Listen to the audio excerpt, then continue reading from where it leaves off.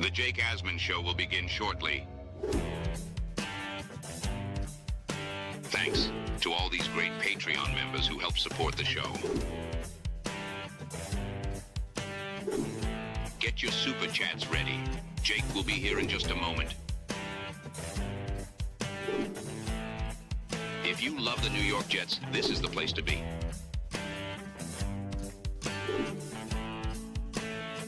And now, the Jake Asman Show.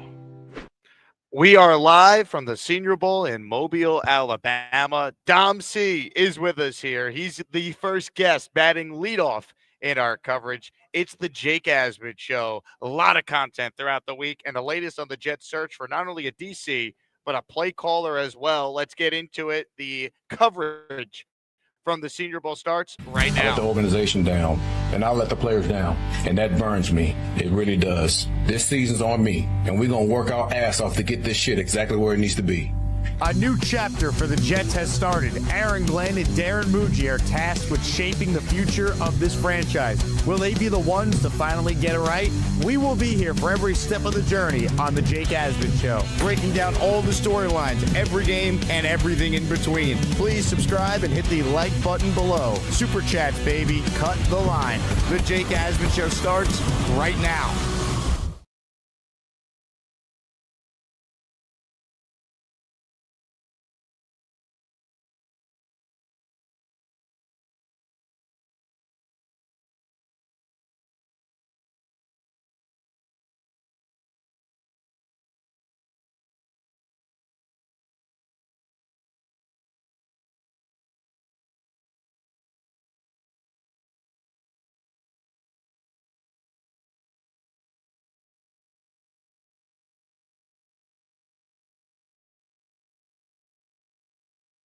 Saying muted.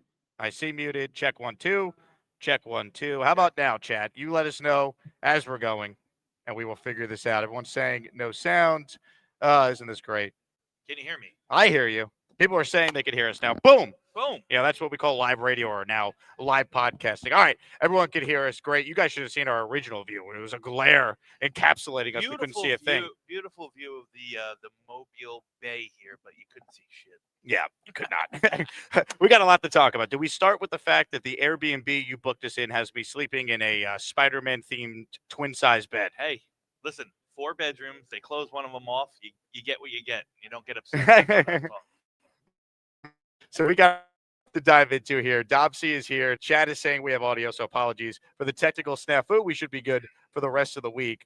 We got a lot to talk about, of course, with the Jets and the Senior Bowl. If you guys have any questions about the Senior Bowl, anything draft related, as always, Dom is the guy to answer that. But we will start with the New York Jets and their search for a defensive coordinator, which is now maybe turning into Aaron Glenn essentially being the de facto DC. So for those who have missed it, we start with some reporting from Connor Hughes. Hughes wrote the following on Twitter last night. The Jets and Wink Martindale are working through things per sources. Time will tell if this leads to or breaks a potential partnership. So just right there, it went from Wink's having the second interview. There's a chance they don't let him leave the building. He's going to be the DC to now, well, hold on. Are there some issues? The two sides have been conversing in varying degrees for quite a while. Martindale, going into his visit on Saturday, was considered far and away the front runner.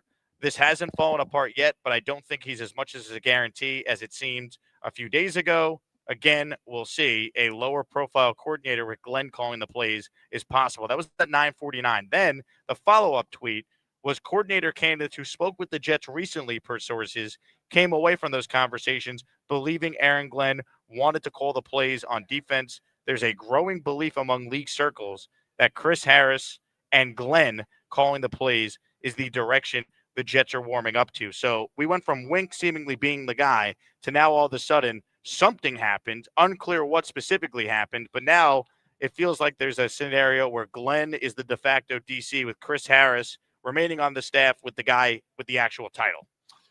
I mean, things just keep spiraling downward and downward for the Jets here, Jake. I don't know if that's going to be the avenue we're going to go. Why go through the whole rigmarole of interviewing and this and that? I mean, they could have just named, Chris Harris, taken off the interim title and let Glenn pick the plays. It would have at least at least if nothing else, I don't know if it's a great solution. At least if nothing else, it saves a little face, to the forward-facing, fans and media and so on and so forth.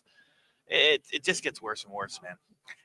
It just feels like we're incredibly disorganized with this search. Like, why are you interviewing 8 different candidates just for the end result to be, well, Glenn's going to call the plays? I almost wonder if Woody Johnson is involved here. Like, was Woody Johnson not willing to pay up for what Martindale wanted salary-wise? Or if it's not salary, maybe it's the amount of years. If Woody's like, well, why am I going to give this guy a 3-year deal to be our DC if I'm not really sure if a year from now Aaron Glenn's going to remain my head coach? Could it have been, hey, we're only offering Wink a 1-year deal, and that's why the conversation kind of fell apart? Of course, there's nothing concrete on this. It's just trying to kind of get a feel for how something that felt like almost a foregone conclusion was going to happen, how we got to a point now where it feels like something clearly came up in the conversation between Wink and the Jets, and now Glenn's just going to take over as the DC. And what happened to the idea that Aaron Glenn was going to be able to easily build this staff and everyone wanted to work with him? I mean, that seems to be crumbling by the wayside as well. 100%. I go back to a tweet that kind of went viral this morning from Robbie Sabo, who was basically taking a tweet that Rich Cimini posted a year ago after they hired Glenn. And I'm just going to read you some of it because it goes back to kind of how we're in this mess in the first place. Mike Tannenbaum on ESPN New York this morning shared some insight on the Jets head coach and GM searches. Tannenbaum said he and the 33rd team teammate Rick Spielman vetted candidates, collected data, and participated in interviews, and the Johnsons made the final decision. Speaking of his role, Tannenbaum called it a data-driven approach. The in-season firings of Sowell and Douglas gave them a huge head start in collecting info. They studied 30 years of data, league-wide trends for hiring. Forget that it's ridiculous to follow trends in the 90s. It has nothing to do with the current day NFL. The part of the tweet I want to get into here, in vetting candidates, they went as far as to say they spoke to agents, players who got cut by candidates. They also spoke to countless staff members. There was an emphasis on leadership ability as opposed to X's and O's acumen. Right there, major red flag. You're focused on the wrong things. You should be focused on the X's and O's, and leadership's important, but that shouldn't come at the expense of X's and O's acumen. Now, also, in said tweet, Rich noted that Tannenbaum discussed that they felt like Aaron Glenn would have the ability to hire a great staff. There you go. And we've already fired Steve Wilkes. We've already demoted. Seven members of the staff have been fired or reassigned, demoted. Oh, well, it's actually 9 if you count reassigned and demoted, because it's 7 assistant coaches and Wilkes. So that's 8. And then Engstrand demoted. That's 9. So that's basically 50% of the staff. So again, everything we were sold on with this head coach, you can't validate it a year into the Aaron Glenn experience here. And I'd go back to that tweet that was going viral because it kind of just shows you like it was a flawed process from the beginning. And here we are, you have a disaster year one, and 1, top defensive coordinators don't want this job. And 2, a guy like Wink Martindale, maybe he's an upgrade over Wilkes. He probably is, but now you have some doubt if Woody actually wants to pay that guy to be here. You have doubts if Wink actually wants the job. It just the whole thing just feels like a mess. I can't imagine it being any coach that is currently not employed. I can't imagine being or taking the job is a hard thing. I could imagine that the salary or the length of the contract, like, do you really want to, get up and hit your wagon to something that you don't know is going to be here in 12 months? That's the problem. You know what I mean? I that's the big thing, man. It just keeps, unfortunately, the whole situation, for our coaching staff and whatnot, and the hopes and dreams of us as the fans just keeps falling by the wayside. Comments, questions, super chats, cut the line. As always, we will get to everything during the show. We have our daily or weekly raffle at the end of the show today. 2 signed items up for grabs. Curtis Martin signed helmet and a Joe Namath signed helmet. That's right, a raffle on the road today. So if you want in, this is the last show to be a part of the Asmaniac raffle. Sco is the first to become a channel member today. Thank you, Sco. You're in for 1. Tom Roseman is also in the raffle for 1. And since we're only doing, in all likelihood, 1 longer Asmaniac style show per day, we will double all the raffle entries today for anyone who's taken time to tune in to our Senior Bowl coverage. We'll have interviews on the channel throughout the week. Those will pick up tomorrow. The first practice is today at 1:30 local time here. So we'll have some practice observations on the channel throughout the week and break down which prospects are standing out. But the Jets remain in the news because of these reports about Wink Martindale, and That's not even including the report we got yesterday afternoon on the latest with Frank Reich. Connor Hughes said last night, quote, things are progressing between the Jets and Frank Reich. First, he talked about it in the afternoon on his podcast that he felt it was going to get done, and then he followed it up last night with this tweet saying sources expect Reich to take over as the play caller. Again, the path for the Jets to try and improve offensively is to hire a guy who hasn't had any semblance of NFL success in 5 years. And when he did have some success, there's got to be some context that's applied to it. He wasn't the play caller in Philadelphia, and his tenure in Indianapolis was very up and down, and his tenure in Carolina ended after 10 games, and Bryce Young was a disaster. Like, what are we grasping onto here with Frank Reich? 2016 all over again, baby. Let it ride, right? It's unreal. It's unreal. Again, like Frank Reich and maybe Wink Martindale or maybe Aaron Glenn calling the defense. Like, that's the plan here for this 2026 season. What's Todd Haley doing? Might as well bring him in the mix too, right? If we're going back to 2016 to reorganize the staff, you might as well bring him in the mix. Feels like it. I mean, God, it's just there's just so many questions with this team right now. Yeah, it's unfortunate because this should be a time with all the capital that we have over the next 2 years that we're really thinking about, building and securing and getting all the stuff, and it's all muddied by what's going on with this coach and the coaching staff, and how much of it is is the Woody effect in it. I have no idea, man. It's crazy. It's crazy, Jake. Head coach Aaron Glenn, quote, checked every box. He paid his dues every step of the way. One thing that impressed the 33rd team with Glenn was the belief that he could build a strong staff. He's a person people want to work for. Doesn't seem that way right now.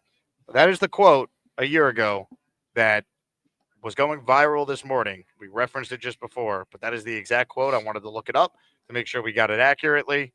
That was the exact quote a year ago when discussing why Aaron Glenn was such a viable candidate for the New York Jets.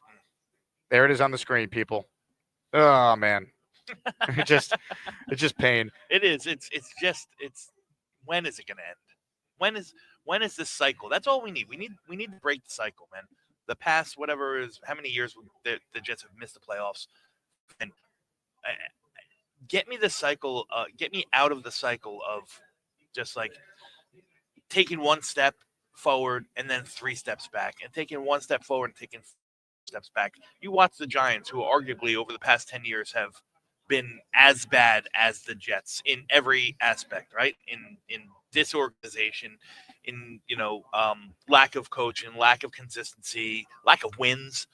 And I don't know if Harbaugh is going to make them a Super Bowl contender next week or this year, but you know what? They broke that cycle. They put somebody in there with that can kind of guide and bring in a staff and bring in a coaching staff to make the team reputable again and make them believe and make them winners. I don't know if we're going to get a Harbaugh type, but we need something different. This first year defensive coordinator thing, time after time after time, has just not worked. Again, it felt like that if Aaron Glenn was going to be successful, if he was going to be the CEO rah-rah guy, then his staffing hires had to be amazing. And year one, there's going to be 9 changes to his coaching staff, which is an abnormal number. People have looked it up. There's no recent example of a head coach making that many changes and ending up being successful. There's really no coach you could point to that got off to the start Glenn got off to that ended up being successful. And the perception of the Jets right now is that the coach is on the hottest of seats, so you're not going to get great coaching candidates. And that, again, we just showed you the quote, was part of the reason they hired Glenn, because they had belief he'd hire a great coaching staff. Well, I mean, you got to tip your cap a little bit to Aaron Glenn. At least they're not running it back with the same, the same horrendous. He's trying to fix his mistakes, but they were such catastrophic mistakes that now it's hard to fix them because good coaches don't want to be on this sinking ship, or at least what the perception is. Correct. So it's a mess. Appreciate everyone tuned in live from the Senior Bowl. If you have prospect questions, we'll get into it. I want to shout out Brandon Batts, who's the first to gift memberships. We're doubling everything today in honor of being out here at the Senior Bowl. Hit the Jet chant for him, Fireman Ed.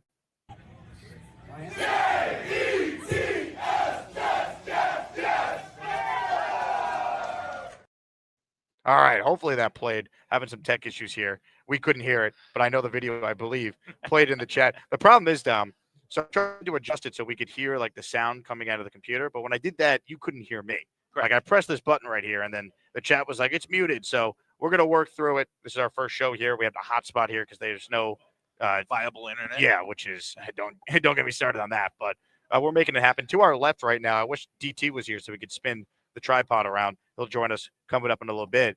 There's where all the interviews going on with all the NFL teams with the prospects. So the prospects are coming by.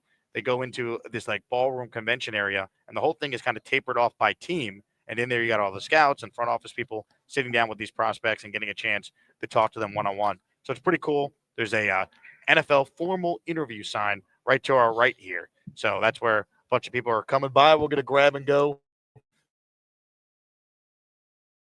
Some fun here on the show, talking all things Senior Bowl and all things New York Jets. Some super chats, and then we will get into some of the Senior Bowl stuff that is worth noting. Some height and weight measurements came out yesterday, and I think the Diego Pavia jet stream that Joe Beningo has, for example, I think we could put that one hopefully to bed. But Shooter starts us off with the super chat. He goes, the Pats' path to a Super Bowl was basically the Simpsons episode where Homer beats a bunch of hobo boxers just to earn a shot at the real championship fight. Unbelievable. Jets can't just be bad. It also has to be coinciding with the Patriots Being good again. being back in the Super Bowl with a cakewalk path. Unreal. Fighter Jet with a super chat. Thank you, Fighter Jet. How is Woody okay with the embarrassment of this offseason is becoming with AG and still refuses to drop AG and maybe make a run at McDermott? There's still time. Well, you told me that there was a report that the Browns tried to make this Godfather offer to McDermott. He turned them down. From what I understand, the Browns were very interested. And I don't know what happened, but it fizzled out. Correct. Again, I just wonder, like, if the Jets had a search now this late in the process, I don't think you'd be able to get any good candidate at this point because you waited too long to fire Glenn. If you had real direction, you made the decision, say, hey, we tried it, it didn't work. We are sitting on a war chest of assets, and we need a coach that could really oversee this rebuild that we now have. I think it would be an attractive job if you had direction to fire Glenn right away. Now, if you fire him, you just look like a rudderless ship. You're not going to get a good candidate. At this point, you got to just take your medicine and stick with Aaron Glenn, as crazy as that sounds, to get through 2026, where hopefully maybe there's only 5 openings a year from now, and you're one of the better openings because of the 3 first-round picks and a path to potentially get one of these top quarterbacks. And to the super chat and talks about hopefully Woody's mad. I think that's I think that's the fans' best hope is that he gets mad and says enough's enough. I just don't know how long you can, like you said, you can go on steering this rudderless ship. Big ships take while, isn't that what he said? Big ships take a while. Big ships turn slowly. Big ships turn slowly. Yeah. Yeah. I don't know how more slow this ship can go before there's somebody's going to throw it at the captain.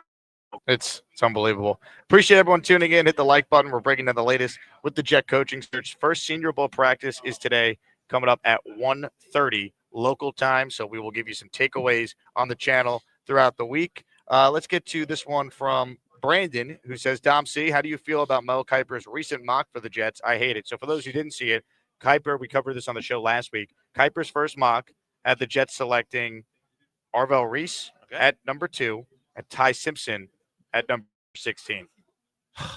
Well, I'll start in reverse. I mean, I think it's a realistic situation that somebody might want to get ahead of the curve and take Ty Simpson in the mid to late first round. I'm not there personally as a in an eval. If you wanted to take a shot with one of your second round picks, that's fine.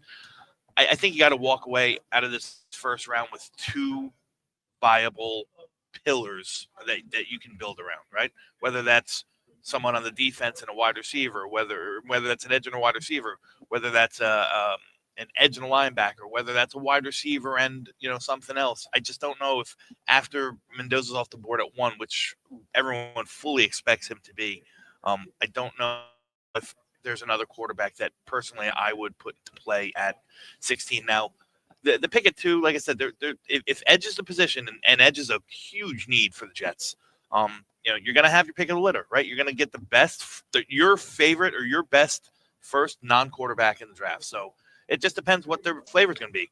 Depends what kind of defense you're going to run. It's going to be Aaron Glenn's defense, because if so, I could see it being more of a power rusher like Ruben Bain. I could see, more of a, even maybe David Bailey might be a little bit of a reach at 2 over Orville Reese, but maybe they just think the upside to Orville Reese is worth the shot or worth the gamble.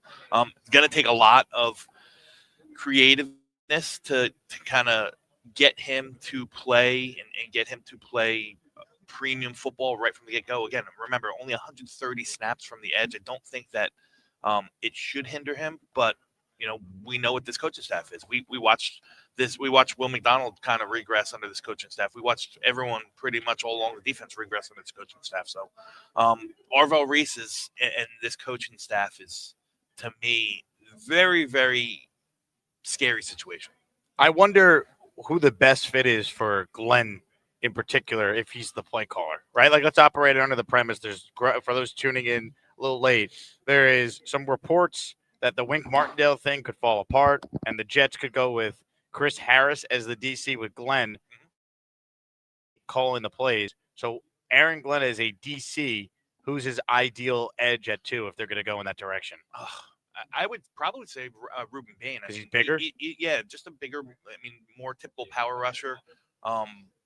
You've seen what he did with, in New Orleans with Cam Jordan. You've seen what he did with Hutchinson up in Detroit.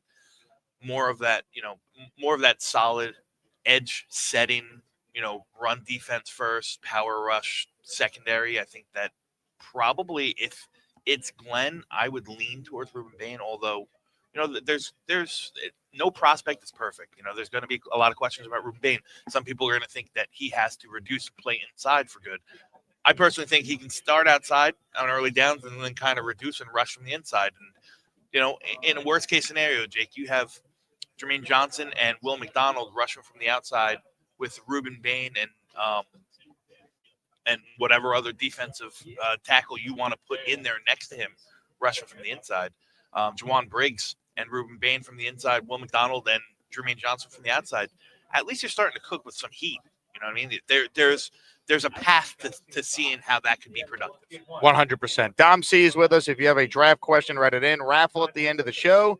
Joe Namath signed helmet. Curtis Martin signed helmet. Appreciate all of you hanging out with us here. We're going to battle through any tech issues we might have here. We're hotspotting off my phone right now because the internet in here is not ideal. So bear with us. We'll be pre-taping some interviews that will be appearing on the channel throughout the week. It's our first show of what will be many remote shows for me on the channel. I'll be in San Fran next week, live from Radio Row for the 3rd straight year with this YouTube channel, bringing you guys some great interviews and some great Jets analysis and much more on the Super Bowl all next week from the Bay Area. But this we are in Mobile, and we are breaking everything down. And, of course, the reports, if you're tuning in late, just to reset for those of you who missed it last night, Wink Martindale and the Jets apparently having some issues. They're, quote, working through things. That's from SNY's Connor Hughes.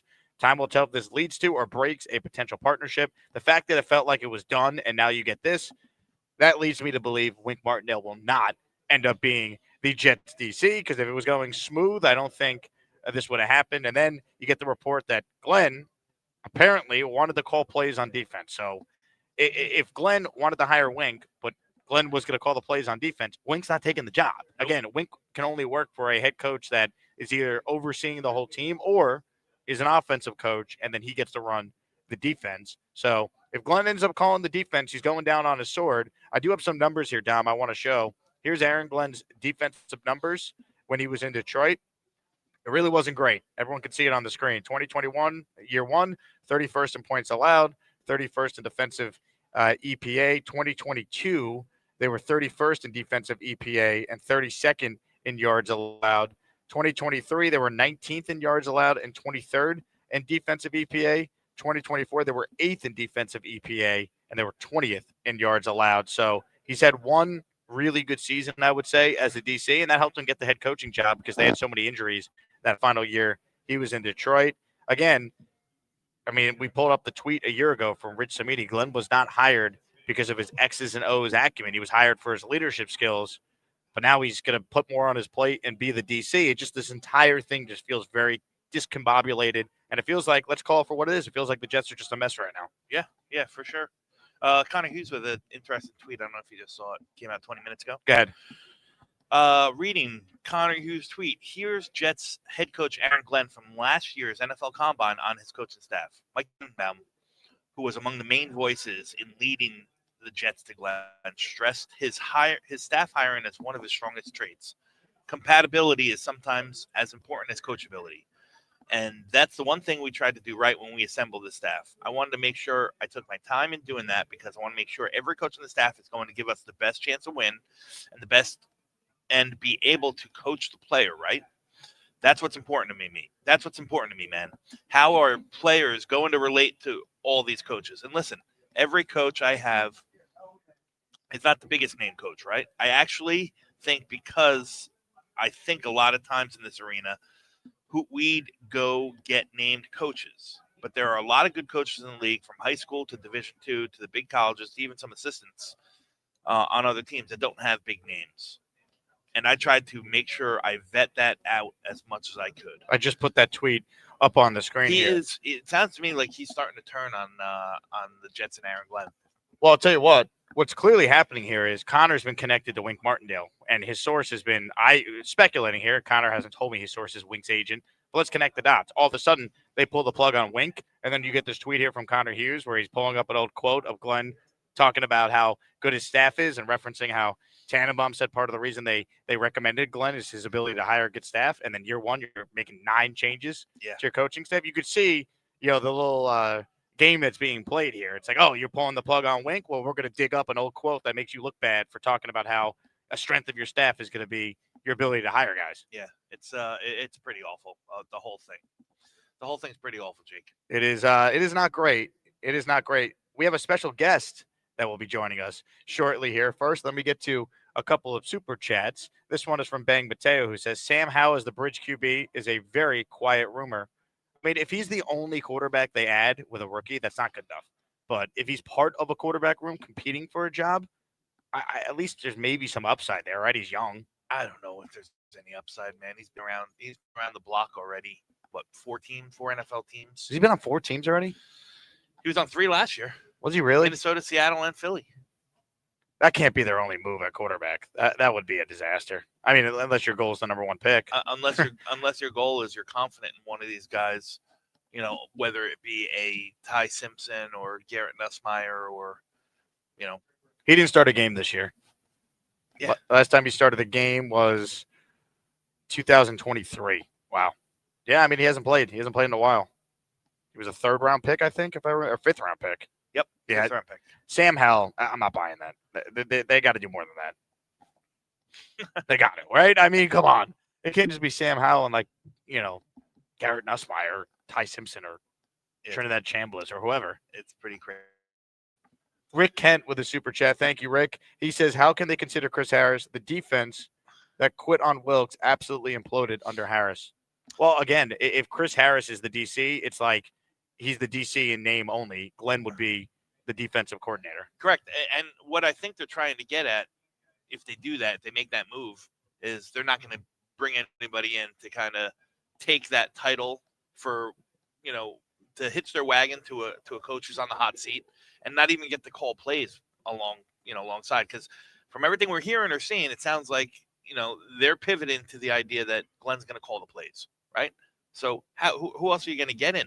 Who else is going to take this role to coordinate the defense and not call the plays? It's mind-boggling. The Krez is in the raffle for one. Thank you, Krez. Del Rey Doc has gifted the community a membership. I can't pull up who got him, so if you're the recipient of a channel membership, make sure you thank our good friend Doc or whoever gifted you your channel membership. Everything is +2 today. It's our final show before the weekly raffle, which features a signed Curtis Martin helmet and a signed Broadway Joe Namath helmet. So 2 signed helmets.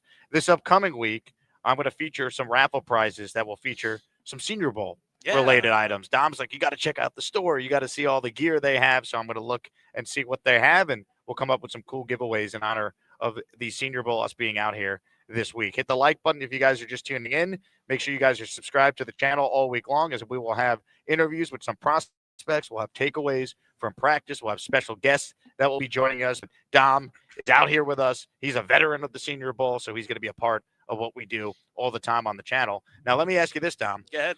First practice today at 1:30. Uh-huh. They're back-to-back this year. Practices are in the afternoon. Yep. 1:30 is the first one, and then there's, I think it's about 1:30 to 3:30. Then the next practice starts at 4. The teams are broken up into the American and the National, so those are the two teams. The big story, it feels like, though, unfortunately for the Senior Bowl, at least coming into these practices today, is some of the guys who dropped out last second. We were talking with some people before the show. The feeling is the weather and making it difficult for people to travel here. Yep. The fact that it's just really cold this week in general kind of feels like that has affected the turnout of some of the top prospects that were supposed to originally be here. Yeah, and then you also tie into it. The combine invites are going out now. Like they're already out, right? So if you're a player who's already got the invite to the combine and gonna go there and gonna weigh out, gonna test, do everything at the combine, what does an all-star game here really do? You're gonna see all the NFL teams at the combine, right? The only thing you could possibly do is maybe hurt your stock. So I could see that as kind of a situation or a little issue as well. The combine invites going out a little bit earlier than normal. So yeah, listen, it is what it is. There's still 120 plus players here. We'll still get it's still going to be really good football. You'll get some really good views on some guys that maybe we wouldn't have had focused on, or maybe get a little bit more insight to make you go back and look at the and so forth. So. Yeah, it sucks to not have Bailey and Bain here from a Jet perspective. Yeah, sure. Because those guys are definitely in play at 2, and it'd be fun to kind of have like a direct, like, hey, how's one guy doing versus this guy, and the same guy versus that guy. You get like a real idea and competition type. Hey, who's balling out? Who's the guy that can really stand out? Yeah, there was a couple years ago where a lot of the top talent did come. The year that Talise Fuanga came out, there was a bunch of the top 10, top 15 guys came that year. Yeah, it stinks that we're not going to get to see Bailey or Bain, live in the one-on-ones, but we'll move on. We'll live. We will indeed live. If Yes. you got a question for Dom, write it in. We got a special guest that this channel knows all too well joining us in a few minutes. Common Country is the latest to enter the raffle. Again, everything is +2 on our last chance to get in for these 2 signed Joe Namath and Curtis Martin helmets that we have up for grabs here. Common Country, I see you get to the membership, but my StreamYard is not letting me actually click and bring it up on the screen here. So bear with me, but I will make sure you are accounted for. Dom, for you, which player that will be on the field today are you the most intrigued by to watch in person? There's a bunch of them, but I'd probably say first and foremost, I'm going to have my eyes peeled to the quarterbacks, right? Nussmeier. Yeah, Nussmeier's healthy. I don't think everyone realizes that coming into this college football season, his name was right up there at the top, if not, close to, if not at the top of a lot of, people's rankings for 2025, but the core injury kind of hurt, so he's healthy. I'm looking forward to seeing him kind of just let it loose and lead the offense in there. Like, you're probably not going to see much today. They're doing a lot of install stuff. You'll see them get loose and do some little things. So over the week, I want to see how Garrett Nussmeier kind of develops and how he meshes with these guys. Then there's some lower level prospect, I shouldn't say lower level, but some next tier quarterback prospects that I'm really, really interested in. Sawyer Robertson's being one of them. Taylon Green, the Arkansas quarterback transfer from Boise, measured in at 6 foot, 6'3.5", 6 foot. I'm sorry, 6'6", 235 pounds. Former 1,000-yard rusher at Boise. I mean, just an absolute physical specimen. So I want to see him up and close and see how, he can spin it and if he can, adjust to playing more of a pro-style offense here. What's the deal with Diego Pavia? 5'9.5".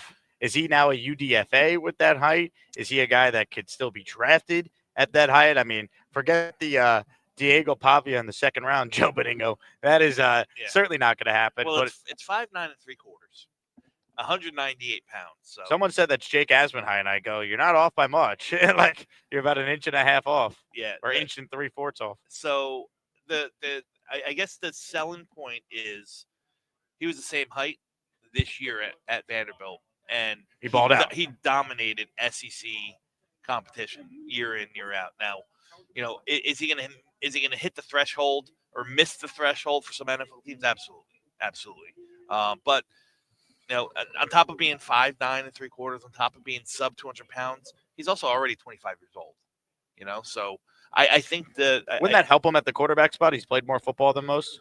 He's played a lot more football than most, but I don't know how many teams are spending early capital, hitching their wagon to a undersized 25-year-old quarterback. I just don't know. So he's going to be a day 3 guy. He's going to be more than likely he's going to be a day 3 guy if he gets drafted at all.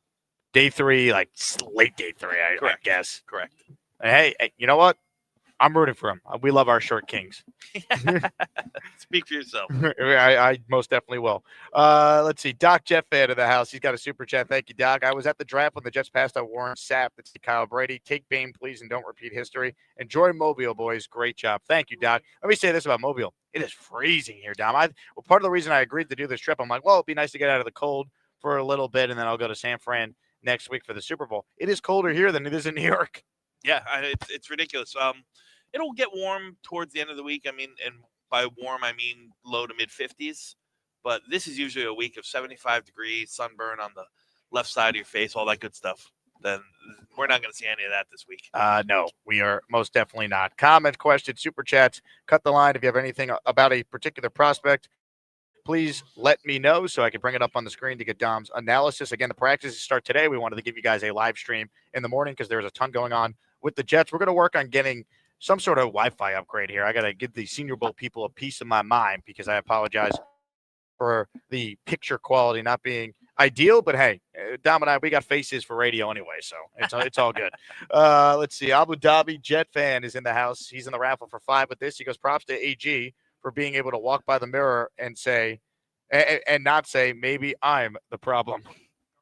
That's I can't with the AG stuff. It's so painful to keep talking and keep repeating over and over and over. And it's crazy because we talk to people that are here for other media outlets, and they're like, yeah, at least 2027, you guys are going to have your pick of the litter of a coach. And it's like, yeah, but like you don't have to go through the pain like we do for another year of this. Like that's like it's just it's brutal. Yeah, when other organizations are telling you that, that's when you know there's a problem. There is definitely a problem. Man with a rake in the raffle for 2. I love 55 catches out of the backfield, 21 touchdowns. So he says, I love, love. So that's Jeremiah Love. Correct. Where's he going to go? Feels like there's a really wide range. Yeah, well, you have the whole thing is, which teams are going to value a high first round running back and which teams do not value a running back in the first round at all. If I had to guess, I would say his floor is somewhere, close to or around the mid first round. Maybe where Minnesota picks or something like that. I don't think he'll get past there. Could be wrong. Who knows? Oregon Jets checks in. He says, raffle time. Oregon, you're in. Just let me know in the chat, by the way. Can you hear the sound effects when I play them? I know Dom and we can't hear it, but I think the chat can actually hear it, and there's some sort of connection thing with my board that is a little off, which might make it tough to hear any callers. So I got to look into that. So we might we might try to bring on calls and have to produce on the fly to figure out if we actually can hear anyone that calls in. Big fella checks in. Thank you, Big fella. He goes, if Bain's comp is Suggs or Randall, you take them. Do you see the comp with Bain to those two outstanding Hall of Fame level players? I mean, I don't know about Suggs. I don't think they're, kind of remotely skill set the same. I mean, body type and aggression and play style, I could see Randall, but Randall was probably a little bit bigger. And he made his, he made his presence felt as a full-time 3-tech interior defensive lineman.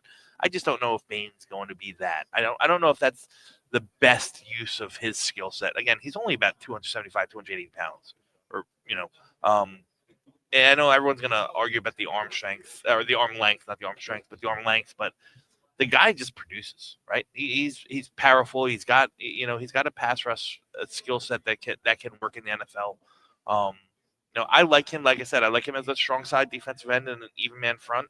And then as you get later in the series, third down, fourth down, you reduce him down and let him rush from the inside. In essence, similar to what Robert Saleh did with JFM. Ian with a super chat. Cousins is old, but gives us a functional 2026 offense. I would take Kirk Cousins. I think there's major questions if you're going to be in position to be able to get him, right? I mean, this is a guy that is now reunited with someone that was his offensive coordinator in Minnesota and Stefanski. Michael Penix is not healthy to begin next year in all likelihood. Cousins finished the year playing pretty well. They won 8 games. I would keep Kirk Cousins if I was Atlanta. I don't know what their plans are yet, but that's what I would do. I have no idea what their plans are. I have no idea what the salary ramifications and cap ramifications are of either keeping or moving on from him. So I'd keep him. Again, I mean, nothing is concrete at this point. If you're watching live right now, we have over 550 concurrent viewers on YouTube. We have even more on X. Hit the like button, help the channel grow. Make sure you guys are subscribed. We're bringing you live coverage from Mobile all week long here at the Senior Bowl. Jets Johnny has a question here. He wants to know your thoughts on wide receiver Ted Hurst. I've been talking about him a lot with people here. Georgia State kid, so kind of flying under the radar. Measured in 6'3" and 1/4, 205 pounds. Really, really good production. Obviously, at a smaller school at Georgia State. Think complements what they have in that wide receiver room very well right now, because he's your prototypical boundary X receiver. You can then utilize Garrett in the slot and A.D. Mitchell at the Z or vice versa. You can flip them around. It gives you a little bit more versatility if you bring in one of those big, powerful, possession type X build receivers. So he's a guy that I've been talking to a lot of people down here as one of the guys I'm going to definitely keep my eye on. One of the guys that I think can make some noise and come out of the Senior Bowl with a real following and a real backing. Comments, questions, super chats, cut the line. We are live from Mobile. And ladies and gentlemen, on the other side, we're going to be joined by the third member of this week's Airbnb squad. That is Dylan Tereman, the host of the Tereman Experience, of course. We're also going to try and take some of your calls as well. We are live from Mobile. He's Dom C. My name is Jake Asman. We are back right after this short break, live from Senior Bowl here in Alabama.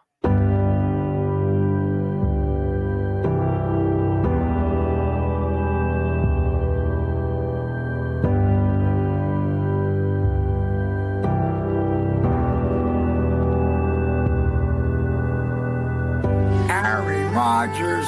Yeah.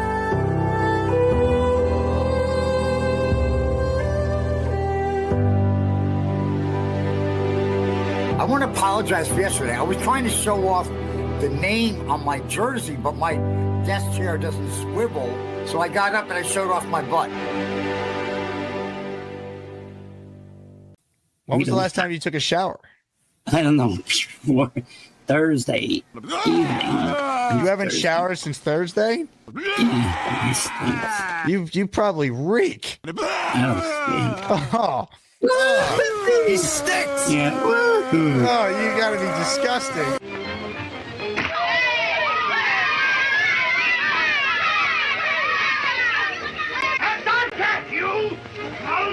Constantly play down to competition. How the hell did he lose to Zach Wilson when Zach Wilson was fucking trash? Let me finish, okay?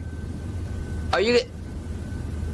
How was the dinner the other night? Did you see Charles there? He had to leave early because his mom wanted him home. Do you have any other words also you want to ask me? What was your question to me? Do you remember Sam and Darnold? He was good, but then I think he retired because he got old. He's on the Vikings. I wish I can get Charles's recipe for soup. Me too. Yeah, but anyway, Mourners, Knoble is alive. He's just not starting yet. Where is I don't know what happened.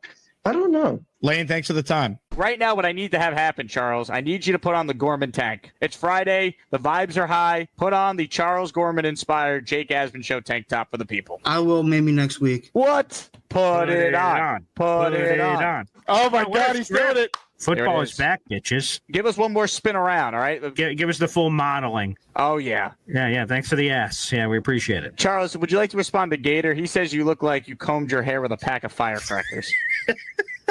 How come you didn't congratulate him? I did on the baby. Yeah, he had a. You didn't say this though. Hey, congrats on the sex. Congrats on the. Oh my god. Yeah, how do you think babies are made? You know, it's funny. True story. When I was a kid, I actually thought I came from a stork.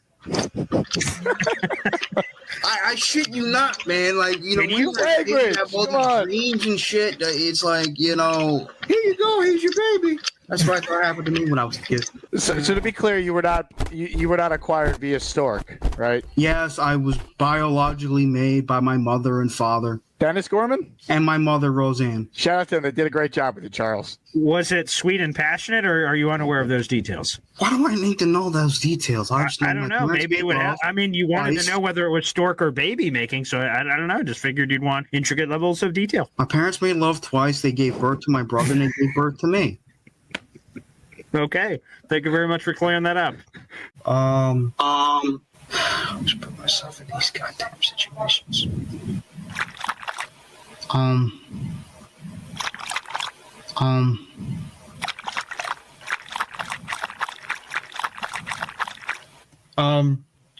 Nah. I can't believe this, but one of your arch nemesises has just called in to challenge you. Buckle up. Ladies and gentlemen, this is the Asmaniac Rumble. What do we have here? Look at this guy. This guy. Talk about Gabagoo. Oh, let me get some words in. Look, the Jets, Aaron Rodgers, quarterback. Josh Allen, quarterback. Patrick Mahomes, quarterback. We bring back Tom Brady. You try to tell me that those four quarterbacks aren't going to make a difference? Timeout. Look, Tom Brady is happily retired. he's still got something. You don't know what you're talking about. Hey, you don't know what you're talking about. Hey, Hey. relax. Hey. Before you blow up with blood pressure. I'm not going to tell you again. Hey. Relax. Oh. I'm not going to tell you again. You're making me upset. I'm getting upset. Yeah, getting upset what? Yeah, What are you getting upset at? Yo. Get out of here then. Go. Go. Whoa. Go. If you're going to act like a crybaby, go. Oh, I'm getting upset. I can't feel this way. I need a new diaper. Ma! Meatloaf and a diaper change. Ma! Jake, this is embarrassing to the public. I'm not going to listen to this Whoa. crap. What? You're making a damn fool of yourself. Mahomes on the Jets, along with Tom Brady and Josh Allen on the Jets. It's going to make a difference. A winning combination. Man, a diaper. First of all, you're making an ass out of yourself, and you're not acting like a normal human being. Please act normal. That you don't use to clean the funnel butt. Funnel butt. If you're gonna act this way towards me, I'm not gonna act like I'm not gonna hear this BS. Funnel butt. Funnel Stop. butt. Get out of here. I don't want to hear him. Oh. Do you understand me? Take a walk. I said take a walk. Where am I going? You know where you're going, to the back of the line. Now get your ass out of here and act like a civilian and do your part like everybody else. Jake, he told me to get to the back of the line, Jake. I don't like when people tell me to get to the back of the line. Get used to it, son. I'm not going to accept you. I will go to the back Get in the line. You. Good. All right. Give me a real person to talk to. I'd like to speak to Bobby, but he's a little sick right now. That last guy you heard on there,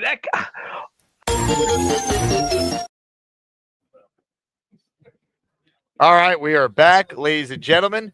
We are live from the Senior Bowl in Mobile, and look who has joined us. He decided to get out of bed and come down to the convention center. Dylan Tereman is now in the mix. DT, what Senior Bowl number is this for you? This is year 5. Got plenty of pelts on the wall. Excited for this one, and really looking forward to it. The weather hasn't been great, but hey, the sun is shining. There's no rain, and we'll see how this week goes. We are figuring it out as we go. I was promised great weather. I was promised the ability to wear shorts, and it's colder here than it is in the New York area right now. It's crazy. It's nuts. I asked Dom this question, Dylan. Who are some of the players you're the most excited to actually watch in person once we put the pads on and practice gets underway at 1:30 today? I'm definitely interested in Garrett Nussmeier. I heard you guys talking about him a little bit before I hopped in. I'm certainly intrigued. There's not a great group of quarterbacks here, but I definitely want to see who can elevate their status, maybe from a day 3 to a day 2. If you're a late day 2, can you become an early day 2? And if you are already an early day 2, could you even jump into the first round? I don't think that last part necessarily is likely, but the day 3 to day 2 jump for a lot of these quarterbacks happens every single year. Obviously last year, Jackson Dart was the guy that made the big jump, But I would like to see Garrett Nussmeier from the quarterback position.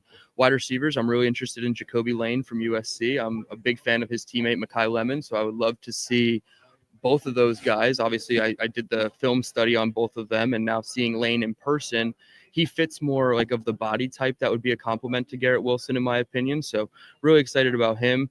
Defensively, his teammate, Kamari Ramsey, the safety from USC, I'm really intrigued by. I think he's a good, solid day 2 prospect. And I know we don't have a 3rd-round pick, but could the Jets move around the board and find themselves in a sweet spot to get Kamari Ramsey? I'm really interested in that. And then another back 7 player who was in the college football playoffs, Jacob Rodriguez, the tight end or the linebacker, from Texas Tech. Really intrigued by him. I feel like he commands the defense well, almost like that quarterback of the defense there at Texas Tech. And AG failed twice at finding the quarterback, both on offense and defense, Justin Fields and the big contract to Jamie and Sherwood. So I'm really intrigued by those guys. Not a ton of offensive linemen, and obviously we talked about some defensive linemen that backed out, but it really would have been cool to see the Miami guys, Bain and Mesidor, out here during the week, but unfortunate. I think there's I'll push back a little bit. I don't know how big the Jets are going to be in the offensive line market. We definitely need some depth. So this might be a perfect group for what the Jets need in particular, especially guys that have that guard center flexibility. Kalen Rutledge is going to be here. Jennings Dunker is going to be here. Brian Parker was at the Shrine Bowl and just killed it over there. But these are the guys that you're probably talking about, round 3 and later that I think could come in. And, for the Jets, I think maybe even push like a Josh Myers for a starting role. Really? I do wonder this with the offensive line. We know they don't need a tackle, which is nice. And knock on wood, over the next 2 years with these 5-1s, you don't need to use any of those picks on an offensive tackle. So that's huge because you got 2 premium positions covered. But the guard/center situation, their plans for Tippmann, and the draft O-line situation better than anyone, Dom. What would be the earliest the Jets could take an interior O-line? Is there a center that would make sense? And you leave Tippmann at guard. Is there a great guard that you could add to the team? And then Tippmann, could slide right back to center. They have that chess piece in Tippmann to kind of use to figure out what they want to do with their O-line. And it's also a tough question to ask because, by then we'll have an idea. Are they bringing Simpson back? Are they going to bring back AVT? Both guys are free agents. Yeah, I think I don't know if there's a center that's going to go on in rounds 1 or 2. I think you might be able to see 1 in 3, even though I think it still might be a little bit of a stretch.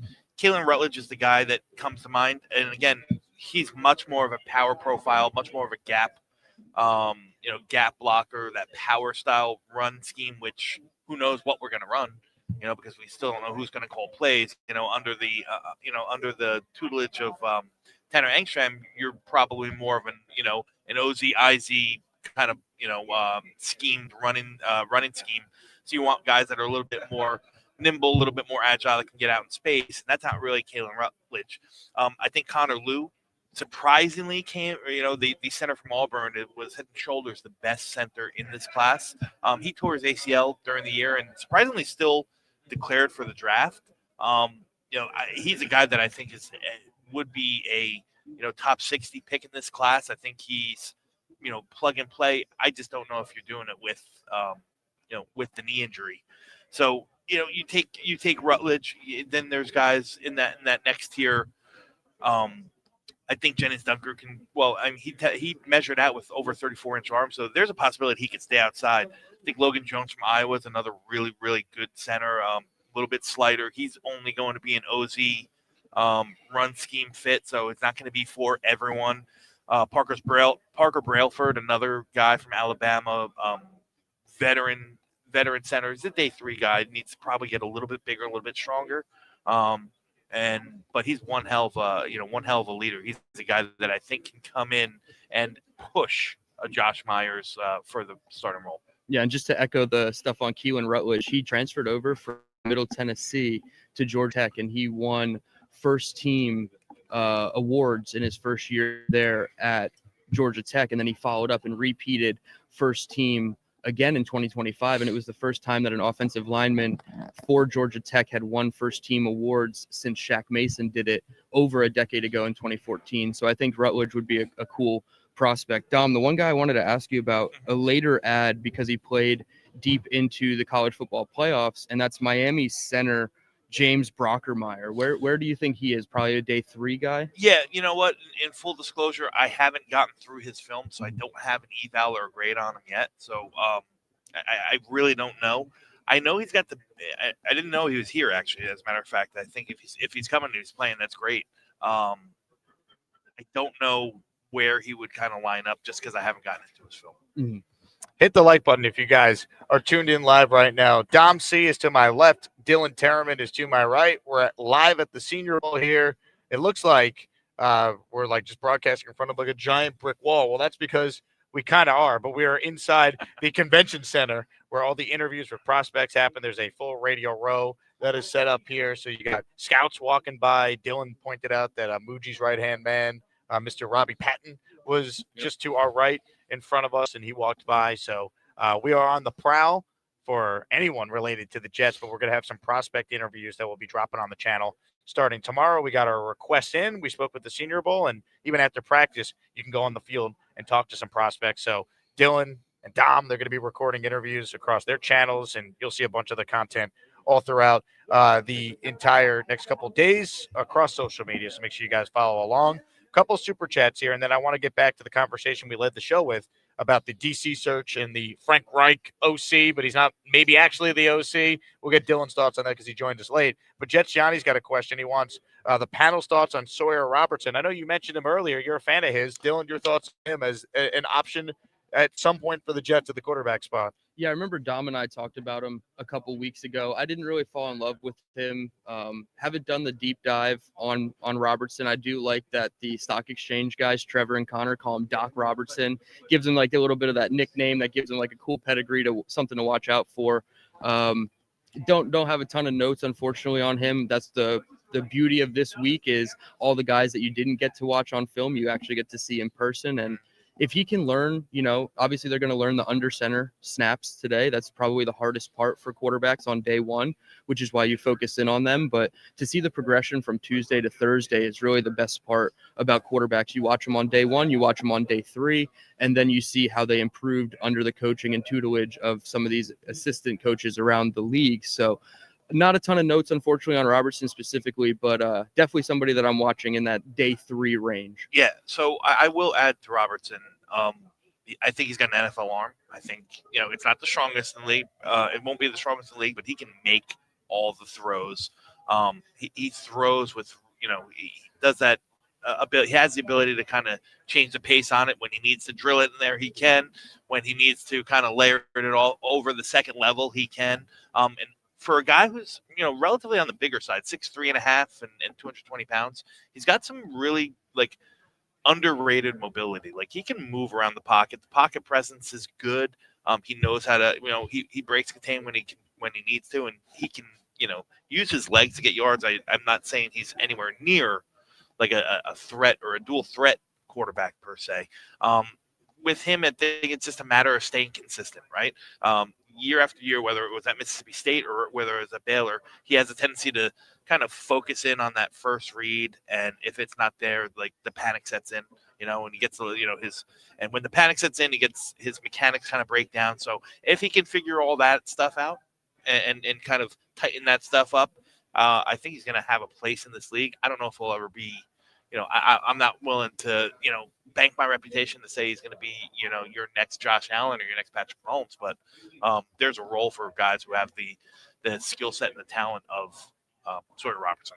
No, forgive me if I'm wrong on this, but it seems like a lot of these guys are projecting more like NFL backups. Yeah. Like there's not a ton of starting caliber guys here outside of maybe the Garrett Nussmeyers of the world. So I feel like when you're viewing it from that lens specifically, it definitely puts it into context of like, okay, we're not asking Sawyer Robertson to come in to be the starter for any team in the NFL, but at least a competent backup should be the relative projection for these guys. Absolutely. Right? And listen, I mean, there's nothing that says he can't do that for a little bit and, become a spot starter and kind of hold the fort while the the starter's injured or something like that, and then maybe get his shot. I don't know. I mean, we've seen that happen in the NFL time after time after time, right? Mm-hmm. Hit the like button, comments, questions, super chats, cut the line. I'm reading some of the comments here, and there's nothing we can do with the video quality because we have the hotspot off my phone. But Yo Holmes wrote in, this broadcast has that hostage video quality. So it looked clear on our end, but like if you guys could see, this is what the viewers are currently seeing. So you could see it's a little blurry here. I mean, it'd be nice if they had this thing called hardline Ethernet that we could connect to, but we're seemingly lacking that right now. I will say for the prospect interview, since we'll be pre-taping them, those should be a lot clearer because we could record those off air, and then you don't need the internet for that. So if you're going to tune into any of the interviews that we get throughout the week on the channel, we are hoping that the quality for those is certainly a lot better. But hey, I said it before, we got 3 faces for radio here. You just got to hear our analysis audio-wise. You don't need to actually look at us. We got the raffle coming up at the end of the show. Uno Jets spent $10 to buy 2 tickets, but hey, everything is doubled today because we're only doing one live long show in all likelihood today. Practice this afternoon, giving you guys some takeaways from that throughout the week on the channel. We plan to be live every single morning, so you'll get a long-form show in the morning and then sprinkled content throughout the day. Uno, I see you. You are in for 4. Thanks for supporting the show. There was I know what I wanted to ask you, Dylan. I wanted to get back to what we led the show with. I mean, this Wink Martindale situation, and then we'll get to Frank Reich. What do you make of the fact it felt like it was done, and now all of a sudden, wait, not so fast? Yeah, I mean, both things in a vacuum. Not hiring Wink Martindale is probably a positive, but the domino effect of that is Aaron Glenn and probably Chris Harris calling the plays for the Jets in 2026 is definitely a net negative, I would assume, and I don't think it's necessarily going to work out, but I am actually more intrigued by a Glenn Harris collaboration than I am with just having Wink Martindale handed the keys to the defense and say, hey, go make it work. Because at the end of the day, we only have potentially 1 season left of this regime. So do you want to see Aaron Glenn go down with his ship, right? That's kind of been the narrative here. Like, do you want him to go down with the ship calling his own plays? And if it still doesn't work, it doesn't work. I would rather that than to see him hand the keys over to somebody completely new and just say, hey, we'll go cater to the roster personnel needs that you need and everything like that will accommodate you. AG should just do it himself and go down with the ship if that's the way it's going to go, because then he ultimately has more like leg to stand on if he does turn it around, as opposed to, oh, I just handed the keys to Wink Martindale and he was the one that turned it around. You realize the Wink talk bothered Dom so much he just got up and left? I did notice. Yeah, it made him have to release something potentially in the bathroom. But yeah, it's unfortunate. But I look at it as a net positive in a vacuum that Wink is not potentially going to be the DC. But again, I don't like the prospects of Charles Harris or Chris Harris, and AG running the defense. I would prefer like an Ephraim Bonda. At least it's a new name, somebody from a different building coming in and at least having new ideas and maybe potential innovative ideas, where Chris Harris led one of the worst defenses in NFL history in the last 4 weeks of the season with the Jets. So I look at it both as a positive and a negative, but it's clearly more of a negative and an indictment on AG that he can't get the guy.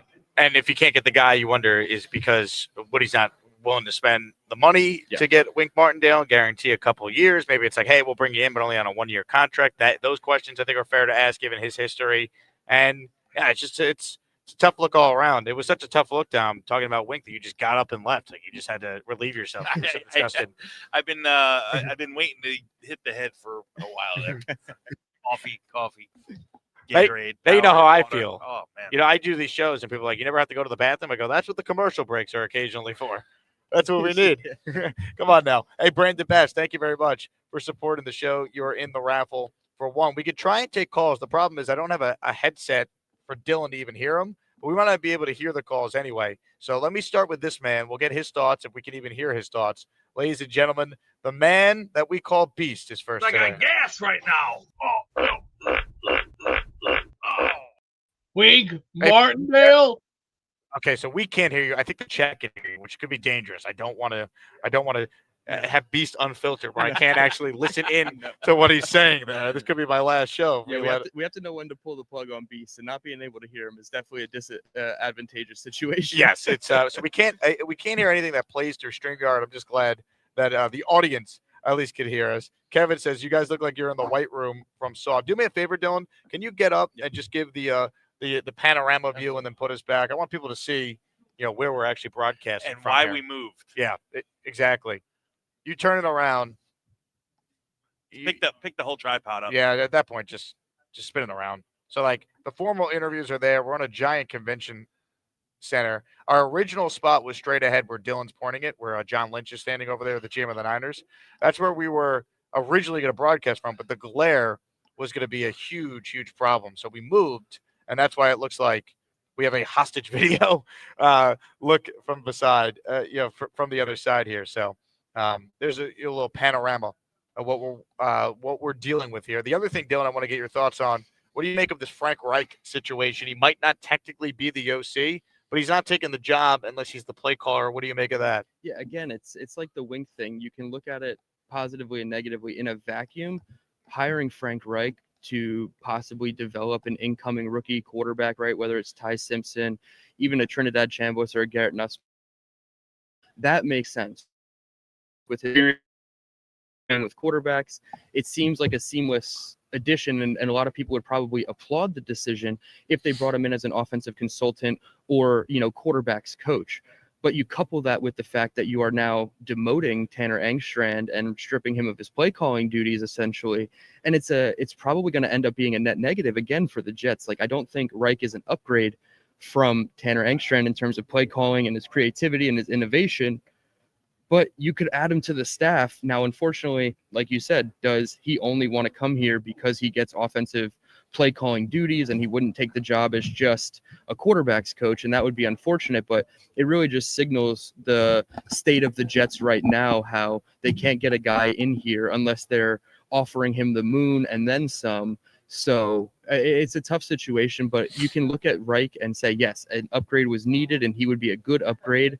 But demoting Tanner at the same time, I feel like would be counterproductive, and you're probably taking one step forward and 2 or 3 steps back.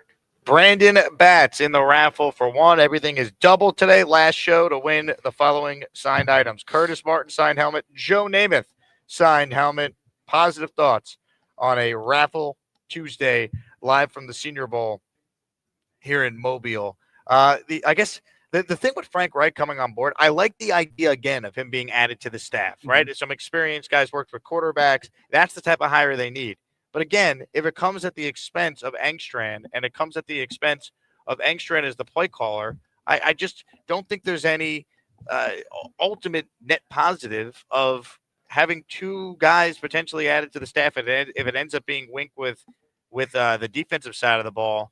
And then Reich, 2 guys in their mid-60s whose success has not been since before COVID, if we're being honest. That's a long time ago in the NFL. The league is constantly changing, and the teams that are having the most success are the teams that are able to keep up with the times. And again, from hiring Glenn to begin with, and we went through that process at the beginning of the show, reflecting back on some of those quotes that came out, why they hired Glenn, to here we are now with Frank Reich and Wink Martindale being like the names we're trying to add to save Aaron Glenn.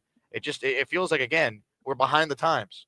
I'll say this. I'm just completely ignoring Frank Reich as an option. I'm not even entertaining it because I don't want it to happen so much. So I don't even know how he has been statistically as a play caller in the NFL. I mean, I know he hasn't done it in a long time. And the one offense that he was in charge of that had success, Philadelphia, he didn't call the plays. Correct. Yeah. And then in Indy, it was mixed. It wasn't great. And then Carolina, he obviously got fired in the middle of his first season with rookie year Bryce Young starting. Yeah. And I don't know if he called plays in that stint with Carolina. I don't believe he did. So it's like, yeah, you're really going way back into the archives to find any semblance of, exceptional play calling duty or even mediocre play calling duty with him. So again, you go back 30 years and take a data-driven search, you're going to have a flawed process lead to a flawed coach, and then that flawed coach is going to have flawed staffers as a result of it. So the whole thing just reeks of flawed process and flawed results, and it's never the situation you want to be in, even though this is the time when we're supposed to be happy. We have all these draft picks, we have all this free agent dollars. You want to be able to feel confident about this team, but when the leadership is so, to use a beast term, lackative, it's really hard to see the light at the end of the tunnel. DT, your thoughts on my Spider-Man bed? I think the fact that there's 2 of them is awesome in that room. The fact that we could get a Charles Gorman inspired bed sheets for you down here in Mobile is awesome too. I don't know if Jeremy Jets Chaos was sleeping on those same bed sheets the last couple of years, but seeing you and Jeremy, like picturing you and Jeremy under some Spider-Man covers that night, I hope you slept Like well. I could see both of your profiles, like the Step Brothers profile. That's outstanding. I'm trying to find. I put it in our Discord for those who are Patreon members. I put it in last night. I got it right here because I want the audience to see it here. But it is truly like the ultimate Spider-Man twin size bed. Sleeping in it last night, I'm like, when was the last time I ever slept in a twin size bed? It felt like I was like 8. Again, I'm going to put the picture up Was on it the a good screen. sleep, though? Oh, tremendous sleep. I felt like I was, You slept like a baby? I felt like I was a young Tom Holland. You slept like a 7-year-old? That's right. I woke up, I was just going. The question is, did you wet the bed like a 7-year-old? That did not happen. There was no wetting of the bed. Let me see if I could just share this here. This is in our Discord, so everyone could see it on the screen now.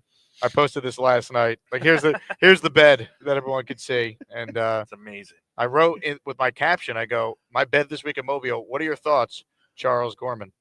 So join the Discord. We'll keep you guys updated on when we're going to be going live. This is part of your Patreon membership, which, by the way, if you sign up for the year, you get 10 raffle tickets automatically applied. Look at our guy Dom C here. Look at this.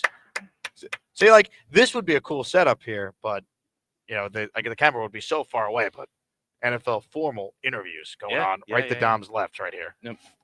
So it's all happening here. Again, if you guys have draft questions, last chance to get in on the conversation. We will take your questions before we get to the raffle, and then we got to head to practice as we're going to be covering the practices today and giving everyone out there a feel for which prospects are standing out. And, of course, we will relay any information we get about players the Jets are talking to and just anything we hear about the Jets in general, because between this, the Super Bowl next week, and then the Combine, it's really the start of the offseason. You start to hear those rumors. Like I left Indy last year. I knew the Jets were signing Justin Fields. I said it on the show. The worst kept secret ever. So you start to hear things this time of year, and we'll see how that plays out. Jay Petito is in the raffle for 5. We're going to have to tag Brees, ? Dom, your thoughts on Brees Hall? We'll start with you. What would you do if you're Muji and Glenn with his future? I would keep him I would keep him here.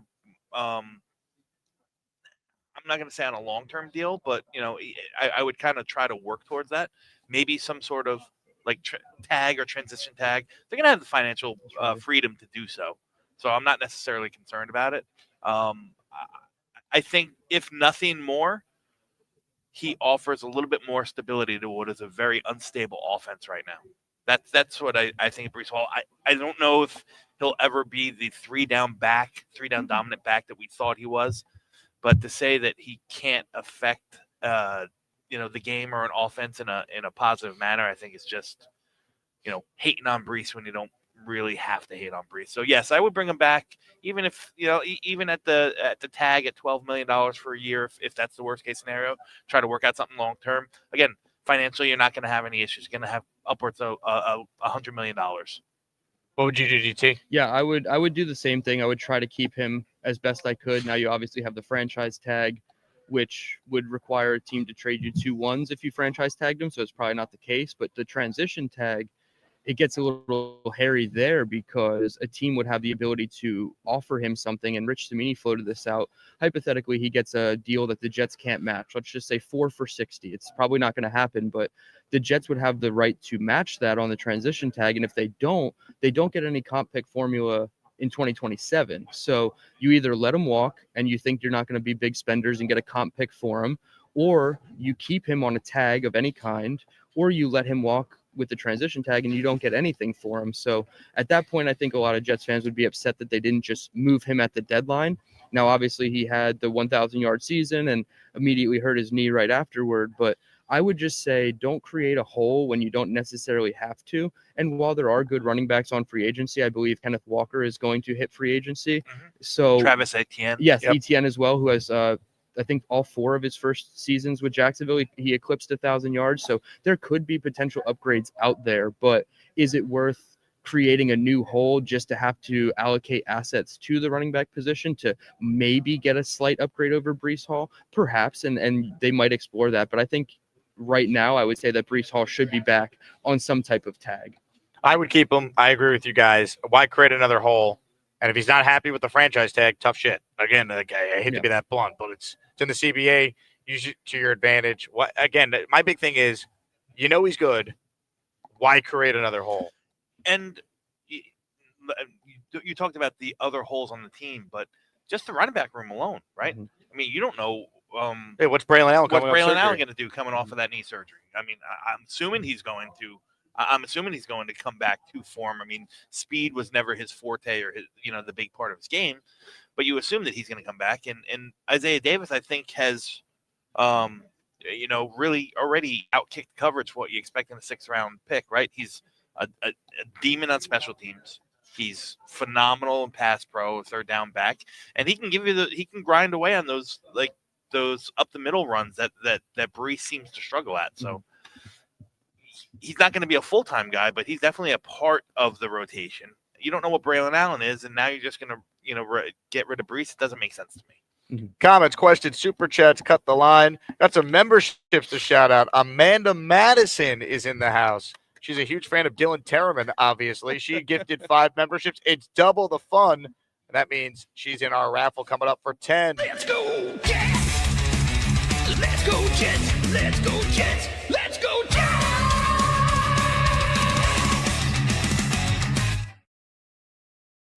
Shout out to Amanda Madison in the raffle for 10. Jets carpetbagger in the raffle for 4. He's got a super chat. He says, not many OC options in the market. Jets could attract. Not a fan of Frank Reich, but if you're going to hire him, just do it and don't create a fake undefined position to make it work. Again, you could argue they should just get rid of Engstrand, because if you're just going to basically cuck them the way they are, shouldn't you just get rid of them? But I really think they don't want the perception of Glenn's first year. They fired the DC and the OC. So they're like, oh, let's just bring Frank Reich on and we'll call him an offensive consultant, but he's a play caller, and then we could circumvent the Rooney Rule specifications. Again, that's kind of what it feels like, just reading through the tea leaves. Again, that's so bad. Just reeks of bad process. The process is just so flawed. The process is and has been so flawed. JETS. Someone from the Jets is here. Scout, maybe? That is the confirmed 3rd member of the front office. I don't know who that one is. I'll be honest. He saw the Jay Gasman Show logo. And he was like, oh, wait a second. He saw my hat. Oh, you have the Jet hat on, too. That's right. Yep. That's what he was looking at. We saw Robbie Patton, the director of player personnel, walk by a couple times. I confirmed it was him via Google Images and the fact that he was talking to some Broncos members where he came from. And then we saw Jay Mandolesi, one of the lead scouting department guys, also here. So who do we thank for Membu? Andy Davis, maybe. I believe he was the Southeastern scout last year or the last couple seasons. And they took a lot of SEC guys in this past draft specifically. So, I mean, they did a good job in the draft, but it's hard to pinpoint necessarily who the specific guy was. But I would say Andy Davis, maybe. We'll give Andy Davis some love. We'll give Muji and Glenn love. I mean, Membu's their best move to this day. Oh, yeah. It's either that or hiring Chris Banjo. But Membu's more important, obviously. Mm-hmm. Yeah, Membu long-term is less volatile as, a Banjo could be. Because even though, he had a really good first season, special teams doesn't necessarily carry over year after year. So I would say Membu is clearly one of the brightest spots right now on the team. Hit the like button. We're presented by FanDuel Sportsbook. What are the odds that someone from the New York Jets falls in love with one of these quarterbacks this week, Dom? I don't know if FanDuel has those odds. I might have to talk with Mr. FanDuel and see if we can get those posted. But if FanDuel was placing odds on the Jets falling in love with one of the quarterbacks here this week, what would those odds be? Falling in love, or maybe they remember already Dave have... Gettleman full bloom love with Daniel Jones at the Senior Bowl, so it does happen. Maybe they will kind of rekindle a fire because the buzz was around that the Jets organization was very keen on one Garrett Nussmeier. They liked the Nuss bus. Yeah. So I don't know if they like him like number 16 like him. But pick 33, pick 44. Oh, yeah, absolutely. Again, I always go back to this, and I've showed the graphic that the Ringer made for it. Todd McShay a year ago was way too early mock draft. 2026, first overall pick, the New York Jets select LSU quarterback Garrett Nussmeier. And a year goes by, obviously coach gets fired, he's hurt, he gets benched, and I don't know where he's projected to go right now, but it just shows you how crazy it is with the projections for these guys. You just truly never know. That's why I prefer guys that have played a lot more in college, because you have a much greater sample size, and it's why it makes me nervous when we talk about Ty Simpson to the Jets at 16 when he's played 15 career starts and we have no idea what he is. Yeah, Garrett Nussmeier has 25 starts under his belt, so catches a it's not the 30 that Parcells looked for. Was that it? And now it's been modified in today's game to 25 or more is like the threshold. Yeah. Yeah, those metrics are pretty outdated. And you got to remember, like, you got to take last year with a grain of salt. Everything kind of fell apart in LSU. He was injured, played through an injury. But just in 2024, I mean, he was a 4,000-yard, 30 touchdown quarterback. I think as long as they don't fall in love with Diego Pavia, I'll be okay with whatever route they go at quarterback from any of the guys. I can't here. believe you're so anti-Pavia because of his height. How dare you? It's 2026. You have to accept people of all forms. I think those might be like my exact measurables. And I know how well I play quarterback, and I get it. He did a good job at Vanderbilt, but I can't see it, and he might not be able to see it over the offensive line. Yeah, that's true. I asked Dom about this earlier. Is he undraftable now in your eyes, Dylan? Like, who's going to take a chance on him? Somebody might take a chance in like that Sam Howell range, right? Like the 5th, maybe 6th round guy. Like Tanner McKee was a 6th round pick as well. So like I would put him maybe into like that bucket. But when you get down to like rounds 5, 6, 7, undrafted guys, they're all like within fractions of a point on the grading scale for these teams. So it's really like you're just based on like, okay, we like the way that he flashed this specific trait. And then we can take him in the 5th, 6th, or 7th round. But maybe he goes undrafted. I would say it's probably still likely that he is a drafted prospect, though. I'll tell you this much. Give me the dart throw prospect with the build of a Cole Payton out of North Dakota State 10 out of 10 times over the Diego Pavias. And he's got a little bit of dual threat to him, right? He's got a whole lot of dual threat to him. I mean, he's what are his sizes for people who don't know? Height, weight. 6'3.5", 238 pounds. His film. I mean, North Dakota State, he dominated, but he's got he's got an arm on him that resembles Ben Roethlisberger, and a running style, the dual threat ability of Josh Allen. It's not Lamar Jackson where he's going to juke and deke you out. He's going to run through you. He's got a powerful running profile. He's a short yardage demon, so on and so forth, with arm strength that goes for days. So there's a lot of nuance with him. An older prospect only has 12 years or 12 games started. So there's a lot of nuance that probably needs to be tightened up with him. But if we're going to throw darts, that's the dart I'm throwing all day long. So you would probably guess that the Jets are going to throw a dart on somebody that does show a little bit of dual threat ability, because I mean, they saw the Justin Fields experiment didn't really work, but do they go back to that same style of or do they go look for like more of a robotic pocket passer? Who's a Frank Reich quarterback? So that's the question, is that if it's Aaron Glenn making the decision. I mean, he's come out and he's said, I want my quarterbacks to threaten with their legs as well, so that would put guys like Ty Simpson and Garrett Nussmeier and Trinidad Chambliss and Cole Payton and Taylor Green into play. Yeah. Taylor Green's going to be interesting. Yeah. 6'6.5", 230. What round? Day 2. I have him as a with a 5th, 6th grade. Yeah. So if he shows out, maybe a day 2. Yeah. I mean, he's gonna. It's tough. Yeah.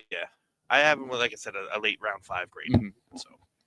Hit the like button. Comments, questions, super chats, cut the line. J-Boy says AG won't be making the QB decision. We've seen what his hand-put guys look like. He's still here, though, J-Boy, so he's going to have an influence on who his quarterback is going into this year. Like, again, he might not be here a year from now when we're doing this, which is why I'm against using a first-round pick on any of these quarterbacks. The earliest I would do it would be with one of the 2 seconds just to get someone in the pipeline. But Glenn still has cachet in the front office. Like, him and Muji are still working as a tandem. I do think there is an avenue, and I've heard this, that Muji could stick around and Glenn could be gone, and Muji's going to have to obviously display competency this year with some personnel moves and draft picks and all that, but Glenn will still have an influence on who the quarterback is. He's the head coach. And not only is he the head coach, but, I mean, right now he's calling the shots. I mean, I don't know what the true hierarchy or structure is, but I think that it's safe to assume that he's got all say on the personnel. Yeah. And if we are going to lean into those rumors of Muji potentially staying, like, how good does the draft class have to look surface level on paper? And then how bad does the coaching have to be of that potential talent to really say, okay, one can stay and the other should go? To me, I feel like they're locked in at the hip. And if they both go, they both go. I feel like it's not going to really put this franchise back, getting rid of both at the same time. Well, let me ask you guys something. This not to kind of steer, but we're talking about Muji and the draft prospects and all that stuff. What are the chances you think they're going to stick with all 4 of those first picks in 44? Do you think that gives them the chance to play around, move up and down the board? Well, I'll tell you what. I do think that pick 33 is the most likely one to be moved back, because we've seen this. That you have a full day to listen to offers after night 1 of the draft. You take the 33rd pick and you try and see if you could move back and get a third, because they don't have a third this year. So I think their goal is going to be, how do we get a 3rd round pick at some point? And maybe that's the Nussmeier or Drew Aller or whoever their quarterback is. Maybe that's a sweet spot to kind of bridge the gap between their 2 seconds and then the 4th round. I could see that being a move, because we've seen the 33rd pick. I think I saw some stat that's the most traded pick in the draft historically, the first pick of the 2nd round. Yeah. It's probably the 2nd most valuable pick in the draft, right? Yeah. 33 and 34 is usually that sweet spot where teams always try to trade up, because they have a whole day to sit on it and say, okay, who did we view as a potential 1st round guy that might have slipped through the cracks and gotten to pick 33? So as much as I want to trade down from 33, I also feel like the Jets should probably trade up from 16. And I don't want to use 33 to do it, right? If you could package 16 and 44, I believe on the Rich Hill trade chart, it gets you all the way up to a top 6 pick in terms of the point value associated with it. So could we see a world where they stick and pick at 2, perhaps like a blue chip edge rusher, and then they trade up to pick like 7 with the Washington Commanders, and they take a not necessarily a blue chip wide receiver, but a red chip wide receiver, right? The next best thing. And you come away with 2 top 7, top 8 picks, and you have, the guy for your defense who's going to be an impact player right away, and then an impact offensive playmaker right away on your team. So I would trade up from 16, but 33, I'm certainly trying to trade back as quickly as possible. Some breaking news. Okay. Breaking sports news on the Jake Asman Show. Oh, Bills have hired Joe Brady as their next head coach. So they promote from within. My first reaction, it's a good hire, because again, continuity. He's an offensive guy. He fits where the league is going. Like I think McDermott's a really good coach. Some of their other candidates though were awful. It was like Anthony Lynn and a bunch of retreads, and I'm like, that's not better than what they currently have. Phillip Rivers? You didn't like Phillip Rivers? Yeah, Phillip Rivers right off the field, right? First time he ever pulled out in his life. I think Joe Brady makes sense for them. I think that's a good hire. So I wonder if they keep the band all together now. If he keeps Bobby Babbitt, they keep defense Babbitt, coordinator, and just move off of Sean McDermott. That's, to me, that sounds awkward. It sounds like they're catering to the guy who touches the ball every play. And, it's not necessarily the worst strategy in the world, but I do think it is a quality hire and somebody that I did advocate to get the job in 2025 for the Jets. Ricky NY goes, that looks like a 50-year-old Jake Asman thinking back on how wrong he was about AG. Yeah. Ricky, I think the only person who's going to end up being wrong about Aaron Glenn is going to end up being you. Didn't you throw your name in the ring for the DC job? Dylan showed me a certain graphic last night of Ricky NY and Aaron Glenn coaching up the New York Jets. Cruising with the top down. I love that picture, Ricky. Shout out to you, man. I appreciate you. Oh, man. I think by the Bills for what it's worth, but it is kind of crazy that you just promote the OC and you fired McDermott, who's the guy that hired Joe Brady in the first place and made the move in season to fire Ken Dorsey to go to Joe Brady as their OC a couple years ago. Yeah, and then Bean gets the not just the retention, but the upgrade and the promotion too. Like, it's kind of wild right now what's going on across the AFC East. Obviously, you have the Pats in the Super Bowl and the Dolphins figuring it out. They still need to, add a couple more pieces, but Halfley's in the building now, so Halfley's there in Miami and Brady in Buffalo. I don't know much about Halfley, and and all him, but I think it's safe to say Aaron Glenn's probably the worst coach in the division right about now. Here are I your think coaches. we could open it up to conference and league as well with that statement. But yeah, for sure, he's definitely 4 out of 4. If you're doing a coach draft, would Aaron Glenn not go 32nd right now? Would he be undraftable? Well, who's Cleveland's coach? That's what I'd say. Yes, they still have to figure it Chip out. Schwartz. I'd take him over Glenn. Nobody's taking the test for the Browns. I would probably take Jim Schwartz over Glenn too. Like, at least Jim Schwartz is a dominant defensive coordinator. He's proven that. Like Glenn, if he ends up calling the plays, he had one good year out of 4 in Detroit. Mm-hmm. You just look at the raw numbers, and then you'll talk to Lions fans. They're like, he wasn't even that good. And we've talked to a lot of them. Here's your look at the AFC East. This is from Bills, Joe Brady. Dolphins, Jeff Hafley. Patriots, Mike Vrabel. Jets, AG. So those are the 4 coaches now in the AFC East. A, quote, new era of head coaches is the Jets, the Pats, the Dolphins, and the Bills all have new head coaches over the last 2 seasons now.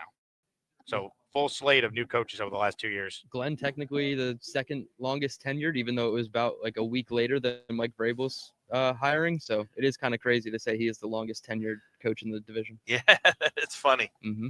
Crazy. All right, last chance to get in the raffle. Last chance to gift. If you want a chance to win the signed Joe Namath helmet and the signed Curtis Martin helmet, we'll spin the wheel. First ever raffle wheel being spun on the show. So I'm excited about that. We got the prizes that I'm looking forward to sending out to some Asmaniacs who win. Again, you see it on the screen, Curtis Martin helmet, Joe Namath helmet. Those are the prizes. Some super chats, and then we'll get to that raffle. Dan, the Jet fan, says, when is the best time to make the second overall pick available and the best time to trade it? ASAP, ? Night of the draft. Dom, what's your take on that? When would the second overall pick be at its most value? When would the Jets start calling teams or teams start calling them to get an idea what that pick is value-wise? I mean, probably at the combine, it's going to start right before the draft. I think it'll probably be at its peak. Once teams finish like the visits with the prospects, right? Yeah, absolutely. And once it's solidified, and I think it's basically solidified that Fernando Mendoza is going to go number 1 overall, right? Not according to Nick Faria, but yeah. if one of these guys, whether it's one of these edge rushers just, tests out of the, tests through the roof at the combine and at their pro days, or, I think the sneaky thing, and I think you and I talked about this before, Jake, maybe not, I don't know, but if you're a Jets fan, you better be hoping that some of these offensive linemen, like CC Mayanoa, have just an absolute kick-ass process from here until the draft, because I think that there's a chance that, there's teams at 3, 5, 6 that all are in that, offensive line need area. So you can drum up some trade. You might be able to get somebody to want to trade up and get ahead of Arizona or the Giants for the best offensive lineman in this class. Yeah, I would say the same. It's probably going to be between the combine and the draft, but leaning more towards like on the clock at the draft. And I've been saying this for a couple weeks now. Even if they don't love Ty Simpson, put it out there that you're interested in taking Ty Simpson as high as 2, because then maybe you get a Cardinals, right, who might hire Mike LaFleur. Like, is that the style of quarterback that a Mike LaFleur might like? A guy that can get to the back of his drop, have good pocket presence, move around, get a yard off his spot, and then maybe he is the guy at number 3 for the Cardinals. So maybe you do drum up some potentially fake interest in Ty Simpson and say, hey, we're going to take him at 2 unless we get an offer to move out. And then you can drop down to 3rd, or, maybe even Cleveland at 6. They can come up 4 spots, and you're staying in that range where you can still get a really high-end prospect. But it is going to be interesting to see how much maneuvering of the board they go, because we were told they're going to be aggressive, but they're going to be calculated in their aggression. So I would say that the number 2 pick has its highest potential value on the night of the draft if a team loves Ty Simpson. Hit the like button. Comments, questions, super chats, cut the line. Tony Pauline's walking by. Hello, Tony. He's a Jet fan. Kinda. You still get your season tickets, don't you? 45 years without missing a game. Give him a mic real quick. 45 years without missing a home game. Now, Tony, you're also an NFL insider. Give us some Jet scoops right now. What do we got? What are you hearing? It's not good. Oh, yeah. I could have told you that. It's not good. No one wants to coach the team or be a defensive coordinator. I can stand. It's cool. No one can see you, though. There's a video component. Oh, I'm sorry. People got to see your beautiful mustache. You sure? Yeah, come on. You're walking by here. You understand what we're going through as fans. Yeah, I mean, the news is not good. As far as inside stuff, they're still trying to find a defensive coordinator. The staff is in flux after a first year coach failed. I mean, you have to wait and see how the staff kind of evolves, what happens, and then. Well, it felt like it was going to be Wink, and then all of a sudden now. And people laughed at that. I mean, he's good on the field, but off the field, he's a bit of a disaster. You got to be careful with Wink Martindale. Yeah. You know, he had a shot to be a head coach for a while, and he kind of ruined that because of things that went on. You know, it's like it's a complete mess. I mean, I hate to say that. And again, I mean, I haven't missed a Jet home game since November 1981. No, I know. 354. If I don't laugh though, Tony, I cry. Like that's how this is right. a depressing state it is right now. But you have to face the reality of the situation. I don't think it's going to get better. Going to get better anytime soon. Listen, if you follow my stuff, I had said that I was told before he made the decision that landing spot was going to be a part of the conversation for Dante Moore, whether or not he was going to enter the draft. And then it was reinforced to me that, yes, landing spot was part of the conversation as to why he didn't enter the draft. I was not told outright that Dante Moore did not want to play for the Jets. But the fact is, you have a situation where whether you're a player or you were a coach, there's probably a 50-50 shot that the people who are who's the head coach of the New York Jets and maybe the front office of New York Jets in 2027 aren't going to be the same people that are running it now. Right. Well, I can tell you as a Jet fan, I was happy that Dante Moore went back to school because I felt like the Jets would have been desperate to take him and they would not have put him in the proper environment with 20 career starts to actually be developed into a good quarterback. I mean, like Zach Wilson. I mean, it's, or Sam Darnold. Right, I mean, right. Exactly, Sam Darnold. I mean, my point is whether you're a coordinator, whether you're a player, whether you're anyone that's desperate for a job, you don't want to get yourself involved in a situation that could be completely changed 12 months down. That's why Wink was the only one who actually wanted the job. Like it's why they got Adam Gase all those all those years ago. Hey Tony, what about the offensive side? Is there really legs with Frank Reich and him kind of coming in and taking over? I've not heard that. I will, I was at the Shrine Bowl practices last week. I will, check that out this week and see what they say. I mean, the problem is when I talk to my people about the Jets, they just laugh. The reaction is a laugh, and then we'll see what happens. I mean, Frank Reich. Again, Frank Reich. Does he want the job? Frank Reich coached Stanford last year. Was the head coach of the Colts. Had a bit of a falling out there with the people, with the owner and people who run the organization. I've not heard that though. I mean, it feels like he'd be brought on as like an offensive consultant as a way to basically circumvent the Rooney Rule because they don't want to fire Tanner Engstrand, but he's being demoted. And Frank Reich's not taking the job unless he's the play caller. He's not coming here to be the quarterback coach. It's, you go back to the quarterback situation. As I wrote, part of the problem started that they didn't take a quarterback in the 2025 draft. Correct. They had the opportunities in the third round. And I'm not saying that guy they took in the third round, the Jalen Milroe, would have been their quarterback of the future, but at least you would know. And you're basically starting from scratch now. Yeah. And you're a Jeff fan for a long time, except for the coaching and everything else. This reeks of 1997, if you remember. I mean, everybody was Peyton Manning. Peyton Manning goes back. The Jets are at the top of the draft. I think Parcells should have taken Orlando Pace. But this year, Jets have the second pick of the draft. Who are you going to select? It's not like last year where you had Travis Hunter, or, where you had Abdul Carter. It's not like the year before. Quarterbacks aside, you had a Malik Neighbors, you had a Marvin Harrison Jr. Who are they going to select with that second pick? People say trade. Who's coming up? And what are they coming up for? Yeah. Exactly. Well, we were just saying that. Yeah, I think as a Jets fan, the best bet is you better hope that one of the tackles, Mayanoa from the kid from Miami, just tests out and plays his butt off the next couple weeks, and somebody wants to get ahead of Arizona for a tackle. That's the best bet. I don't think that's going to happen. And I spoke to last week when I was at the Shrine Bowl. I spoke to both camps, the Mariota camp and the Fano camp, and they think it's 1A,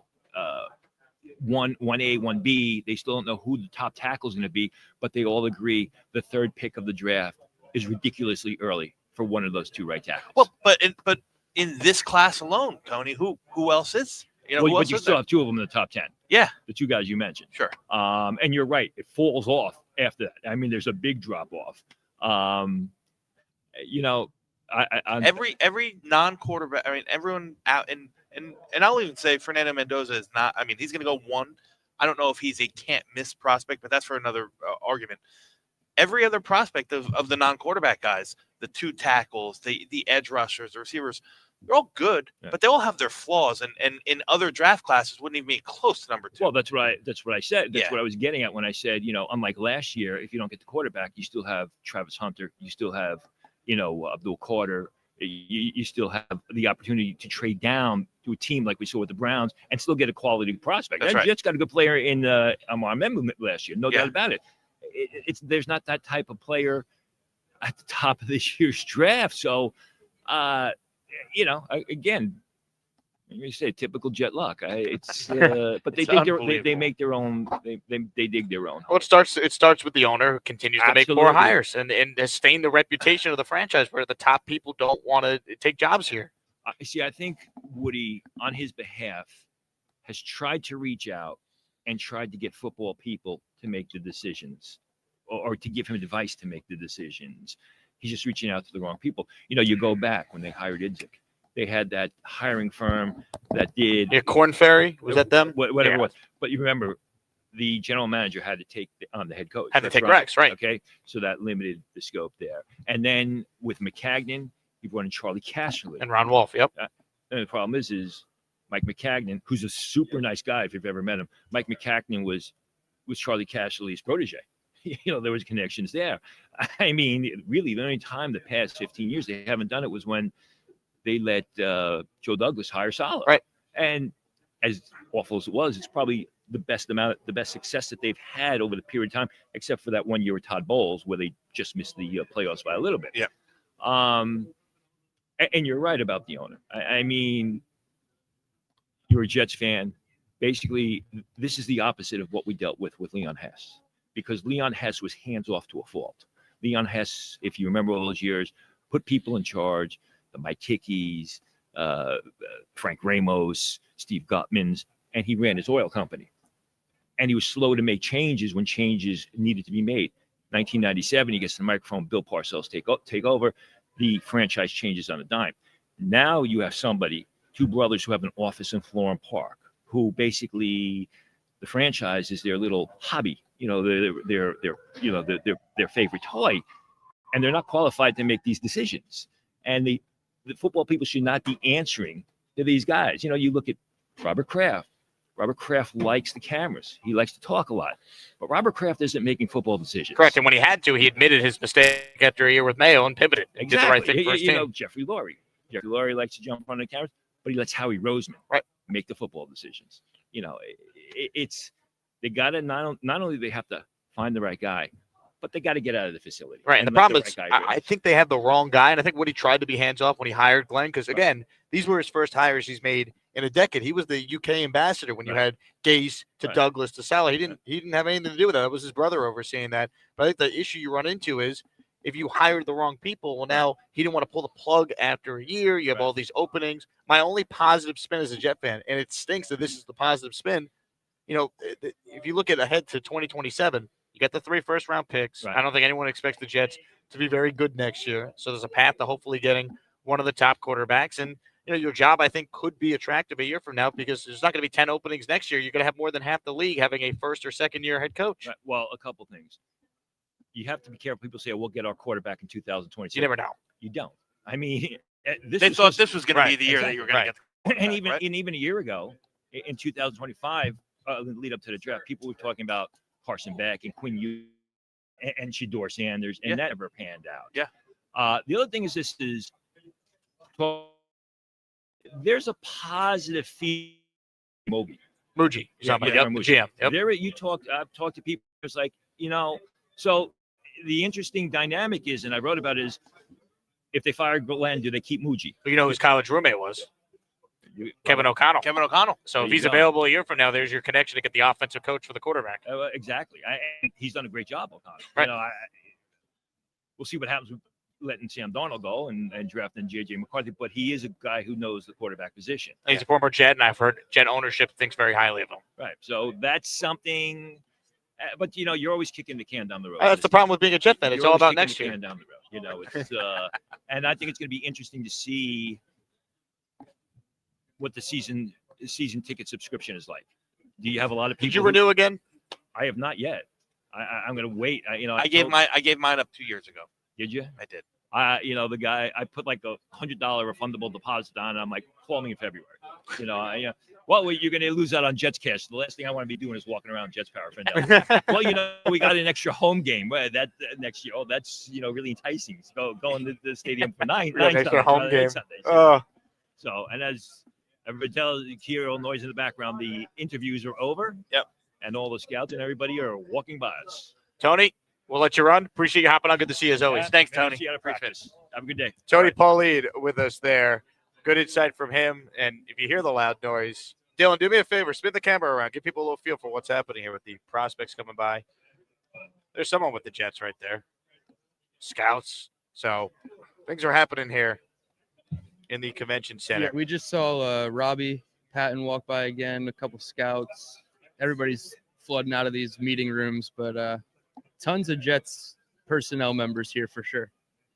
People keep coming up to Dylan being like, he's wearing Jet gear. He is a Jet. And I'm like, not quite. But he loves the Jet. Good stuff with Tony Pauline there. With Dylan's film and everything. We got the raffle coming up. Last chance to enter. I am counting the names on the fly, of course. Fire Aaron Glenn chimes in with Joe Brady already better than Glenn. I mean, I would take Joe Brady over Aaron Glenn. Hell yeah. I mean, there was that rumor a couple weeks ago that I never really fully bought into. Tank for Ty writes in, Ty Simpson is QB1. Gee, how could a guy whose name is Tank for Ty have an opinion other than Ty Simpson not being QB1? At least he's shouldn't he be here, by the way? Why wouldn't Ty Simpson come to the Senior Bowl? He's hurt. So he's truly hurt. He's the cracked ribs. He's got cracked ribs and rib cartilage. He wanted to come. I mean, I think he's a local kid. I don't know if local as in Mobile, but he wanted to come. He talked about this game being like one of his, list kind of things. He just couldn't participate, and I think they made the decision. I think Jim Nagy did a couple years ago. If you can't come, if you can't participate. And I said selfishly on my channel, on Jake's channel for sure, I would have loved to see him here because, again, it would go into that drumming up of interest potentially, even if false interest. Like it just adds another, variable to the quarterback situation, which is always so volatile around this time anyway. But yeah, I selfishly wanted him here, but it made sense that when he got hurt against Oklahoma, it wasn't going to be the case. Yep. Comments, questions, super chats. Truly last chance here. Dylan and Dom can vouch that I've been working on putting the raffle name together. But let me shout out our guy, Papa Jet, who's got the best beard among any Asmaniac, has voted on by the Asmaniacs. He is in the raffle and everything is boosted +2. All right, here's my one last question for each of you. Shoot. What be doing away from the football that will be the most memorable experience this week? I need your predictions. You know this town. You know the week. What is going to be the thing that I reflect back on and go, wow, this happened? I'll defer to Dylan first. Probably beats.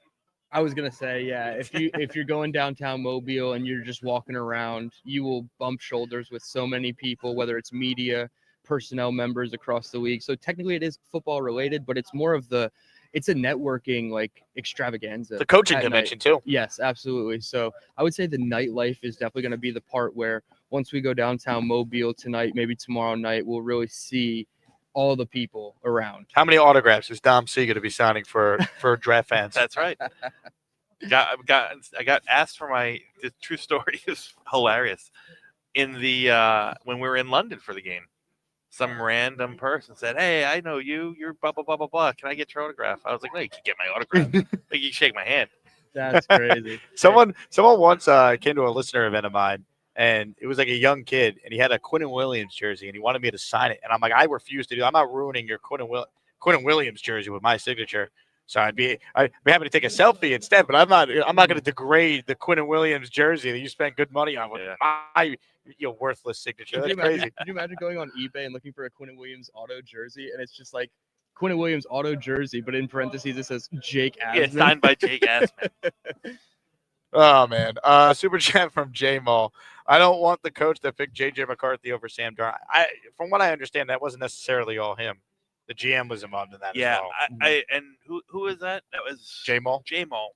Listen, I'm going to push back a little bit here. I think, to me, outside of McVay, KOC is probably the one guy that I would covet, and I would give up draft. I would give up draft capital. I'd trade draft capital to get. I'd flip for one of sure. my first right now. To get him. Absolutely. Yeah, any of the McVays, the Shanahans. You can have the a first this Fleurs. year, and you can have a first next year. And by the way, can we bring this up too? Shanahan's phenomenal. He took Trey Lance. Like, it's an inexact science to still pick a quarterback. If McCarthy, if I'm sure he had a say in McCarthy. He was involved at some point. But again, O'Connell's proven to be an elite offensive guy. Look what he did with Darnold, who revolutionized and revitalized his career. If you're the Jets, with one of those 3-1s, especially if you're not doing it this year in all likelihood, you're going to use on the quarterback. You got to have the right infrastructure for that quarterback. Let's learn from what we're watching with the Super Bowl this year. Sam Darnold starting for the NFC champion Seahawks in the Super Bowl. If you could get the right offensive coach, that's who you need to pair up with the rookie a year from now. Go spend some of the capital. Go get a coach. Yeah, and there's also the factor with Minnesota specifically, like, does the GM have input? Does the owner have say in that quarterbacking decision? Because it's not just a matter of, okay, we're going to choose J.J. McCarthy over Sam Darnold in a vacuum. They're also factoring in the dollar amount, the allocated resources to J.J. McCarthy. They traded up from 11 to 10 with the Jets and flipped picks to get J.J. McCarthy. So they invested multiple draft picks in the guy. A lot of times, yes, offensive coaches, they get a little, they outsmart themselves, right? And they say, I can make this work. And it doesn't always necessarily work, but I don't necessarily think it's like, okay, we can't have a Kevin O'Connell here ever because he made one decision that was in a vacuum, a very bad one. Joey R. with a super chat. In the Raffle 4, no one's talking about this, but AG was the one who foolishly put Braylon on kickoff returns, which caused Braylon to miss the rest of the season. Fair point. We talked about it at the time, but I feel like I have not emphasized that enough. I think it's a fair criticism. It's also on Banjo, too. Yes. To be fair, it's both of them. You can't just say it's only Glenn and then just sing the praises of Banjo, who obviously overall was excellent. Cole Payton and Taylor Green, 6'6", with wheels and arm, look legit. Hey, two guys we talked about, two guys that Dom, you, me, Dylan, will be watching on the field this week, seeing how they look. Yeah. Can't wait. Actually, starting soon, right? Coming up, it's 11:05 right now. We got about 90 minutes till practice, so we're going to get to the Asmaniac raffle. Now, here's what we're going to do. We can't hear Beast, but the audience can. Beast, I'm going to throw it to you, and then you'll give us the point when you're tossing to the raffle here. All right, I'll try and read your lips to the best of our ability here. But we're going to spin the wheel of champions. We got 2 signed Jets helmets. We're going to raffle away, and before we do that, we say hello to our master of raffle ceremony.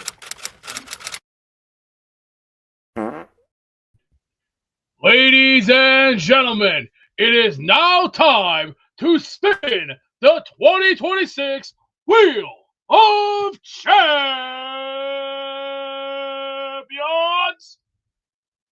It's time to announce the winners of the weekly Asmaniac raffle. Let's spin the Jake Asman Show Wheel of Champions and find out which Asmaniac is winning an epic prize. I think that worked. I think it worked. Beast, sounded like you put a lot of passion and energy into it.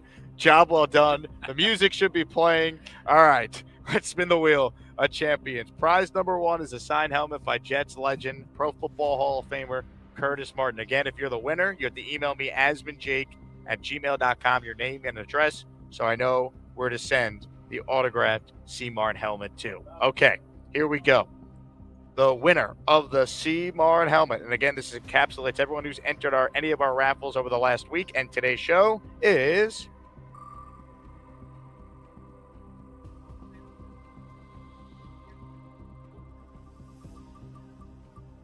dun dun dun, Joey Hill Martin. Let's go, Joey. You are our first winner on today's show. Email me, Joey. I know you have it, asmanjake@gmail.com. All right, one last winner here. It's a signed helmet by Broadway Joe. Broadway Joe, name it. The winner is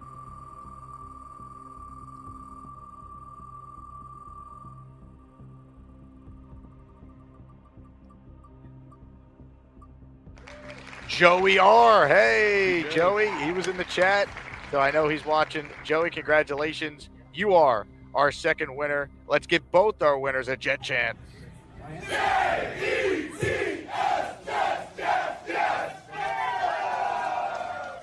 Two Joes winning a raffle prize, as DT said in my ear. Love it. All right. That's going to do it for this first show live from Mobile. Check back later if there's breaking Jet news, which typically when I travel, there usually is. I was shocked there wasn't a Wink hire yesterday or something. We did get some news, but not an official hire. I'll try and go live again in the afternoon in between practice or after practice. So be plugged into the channel for that. We'll have a live show again every morning in its usual long form. But Dylan and Dom are going to be stopping by throughout the week, and we'll have some takeaways from day one of practice on the channel, plus some prospect interviews as well. So thank you guys for tuning in. I know the quality of the picture was not great for this show. We're going to work on that to get better internet going forward, but as long as you guys can hear us, the show will go on. So thank you to Dom. Thank you to Dylan. Thank you to everyone who tuned in. As always, go Jets, and we will talk to you guys soon. Keep it right here for all the Senior Bowl week content right here on the Jake Asman Show. Take it away, Woody. Give us a hug. Oh, yeah. I hug him every day. I hug him every day. Oh, hi. Jake wants me to ask you to click on the like button. That's right, Lane. And if they don't subscribe to the Jake Asman Show, this team may never win another game. Let's go Jets.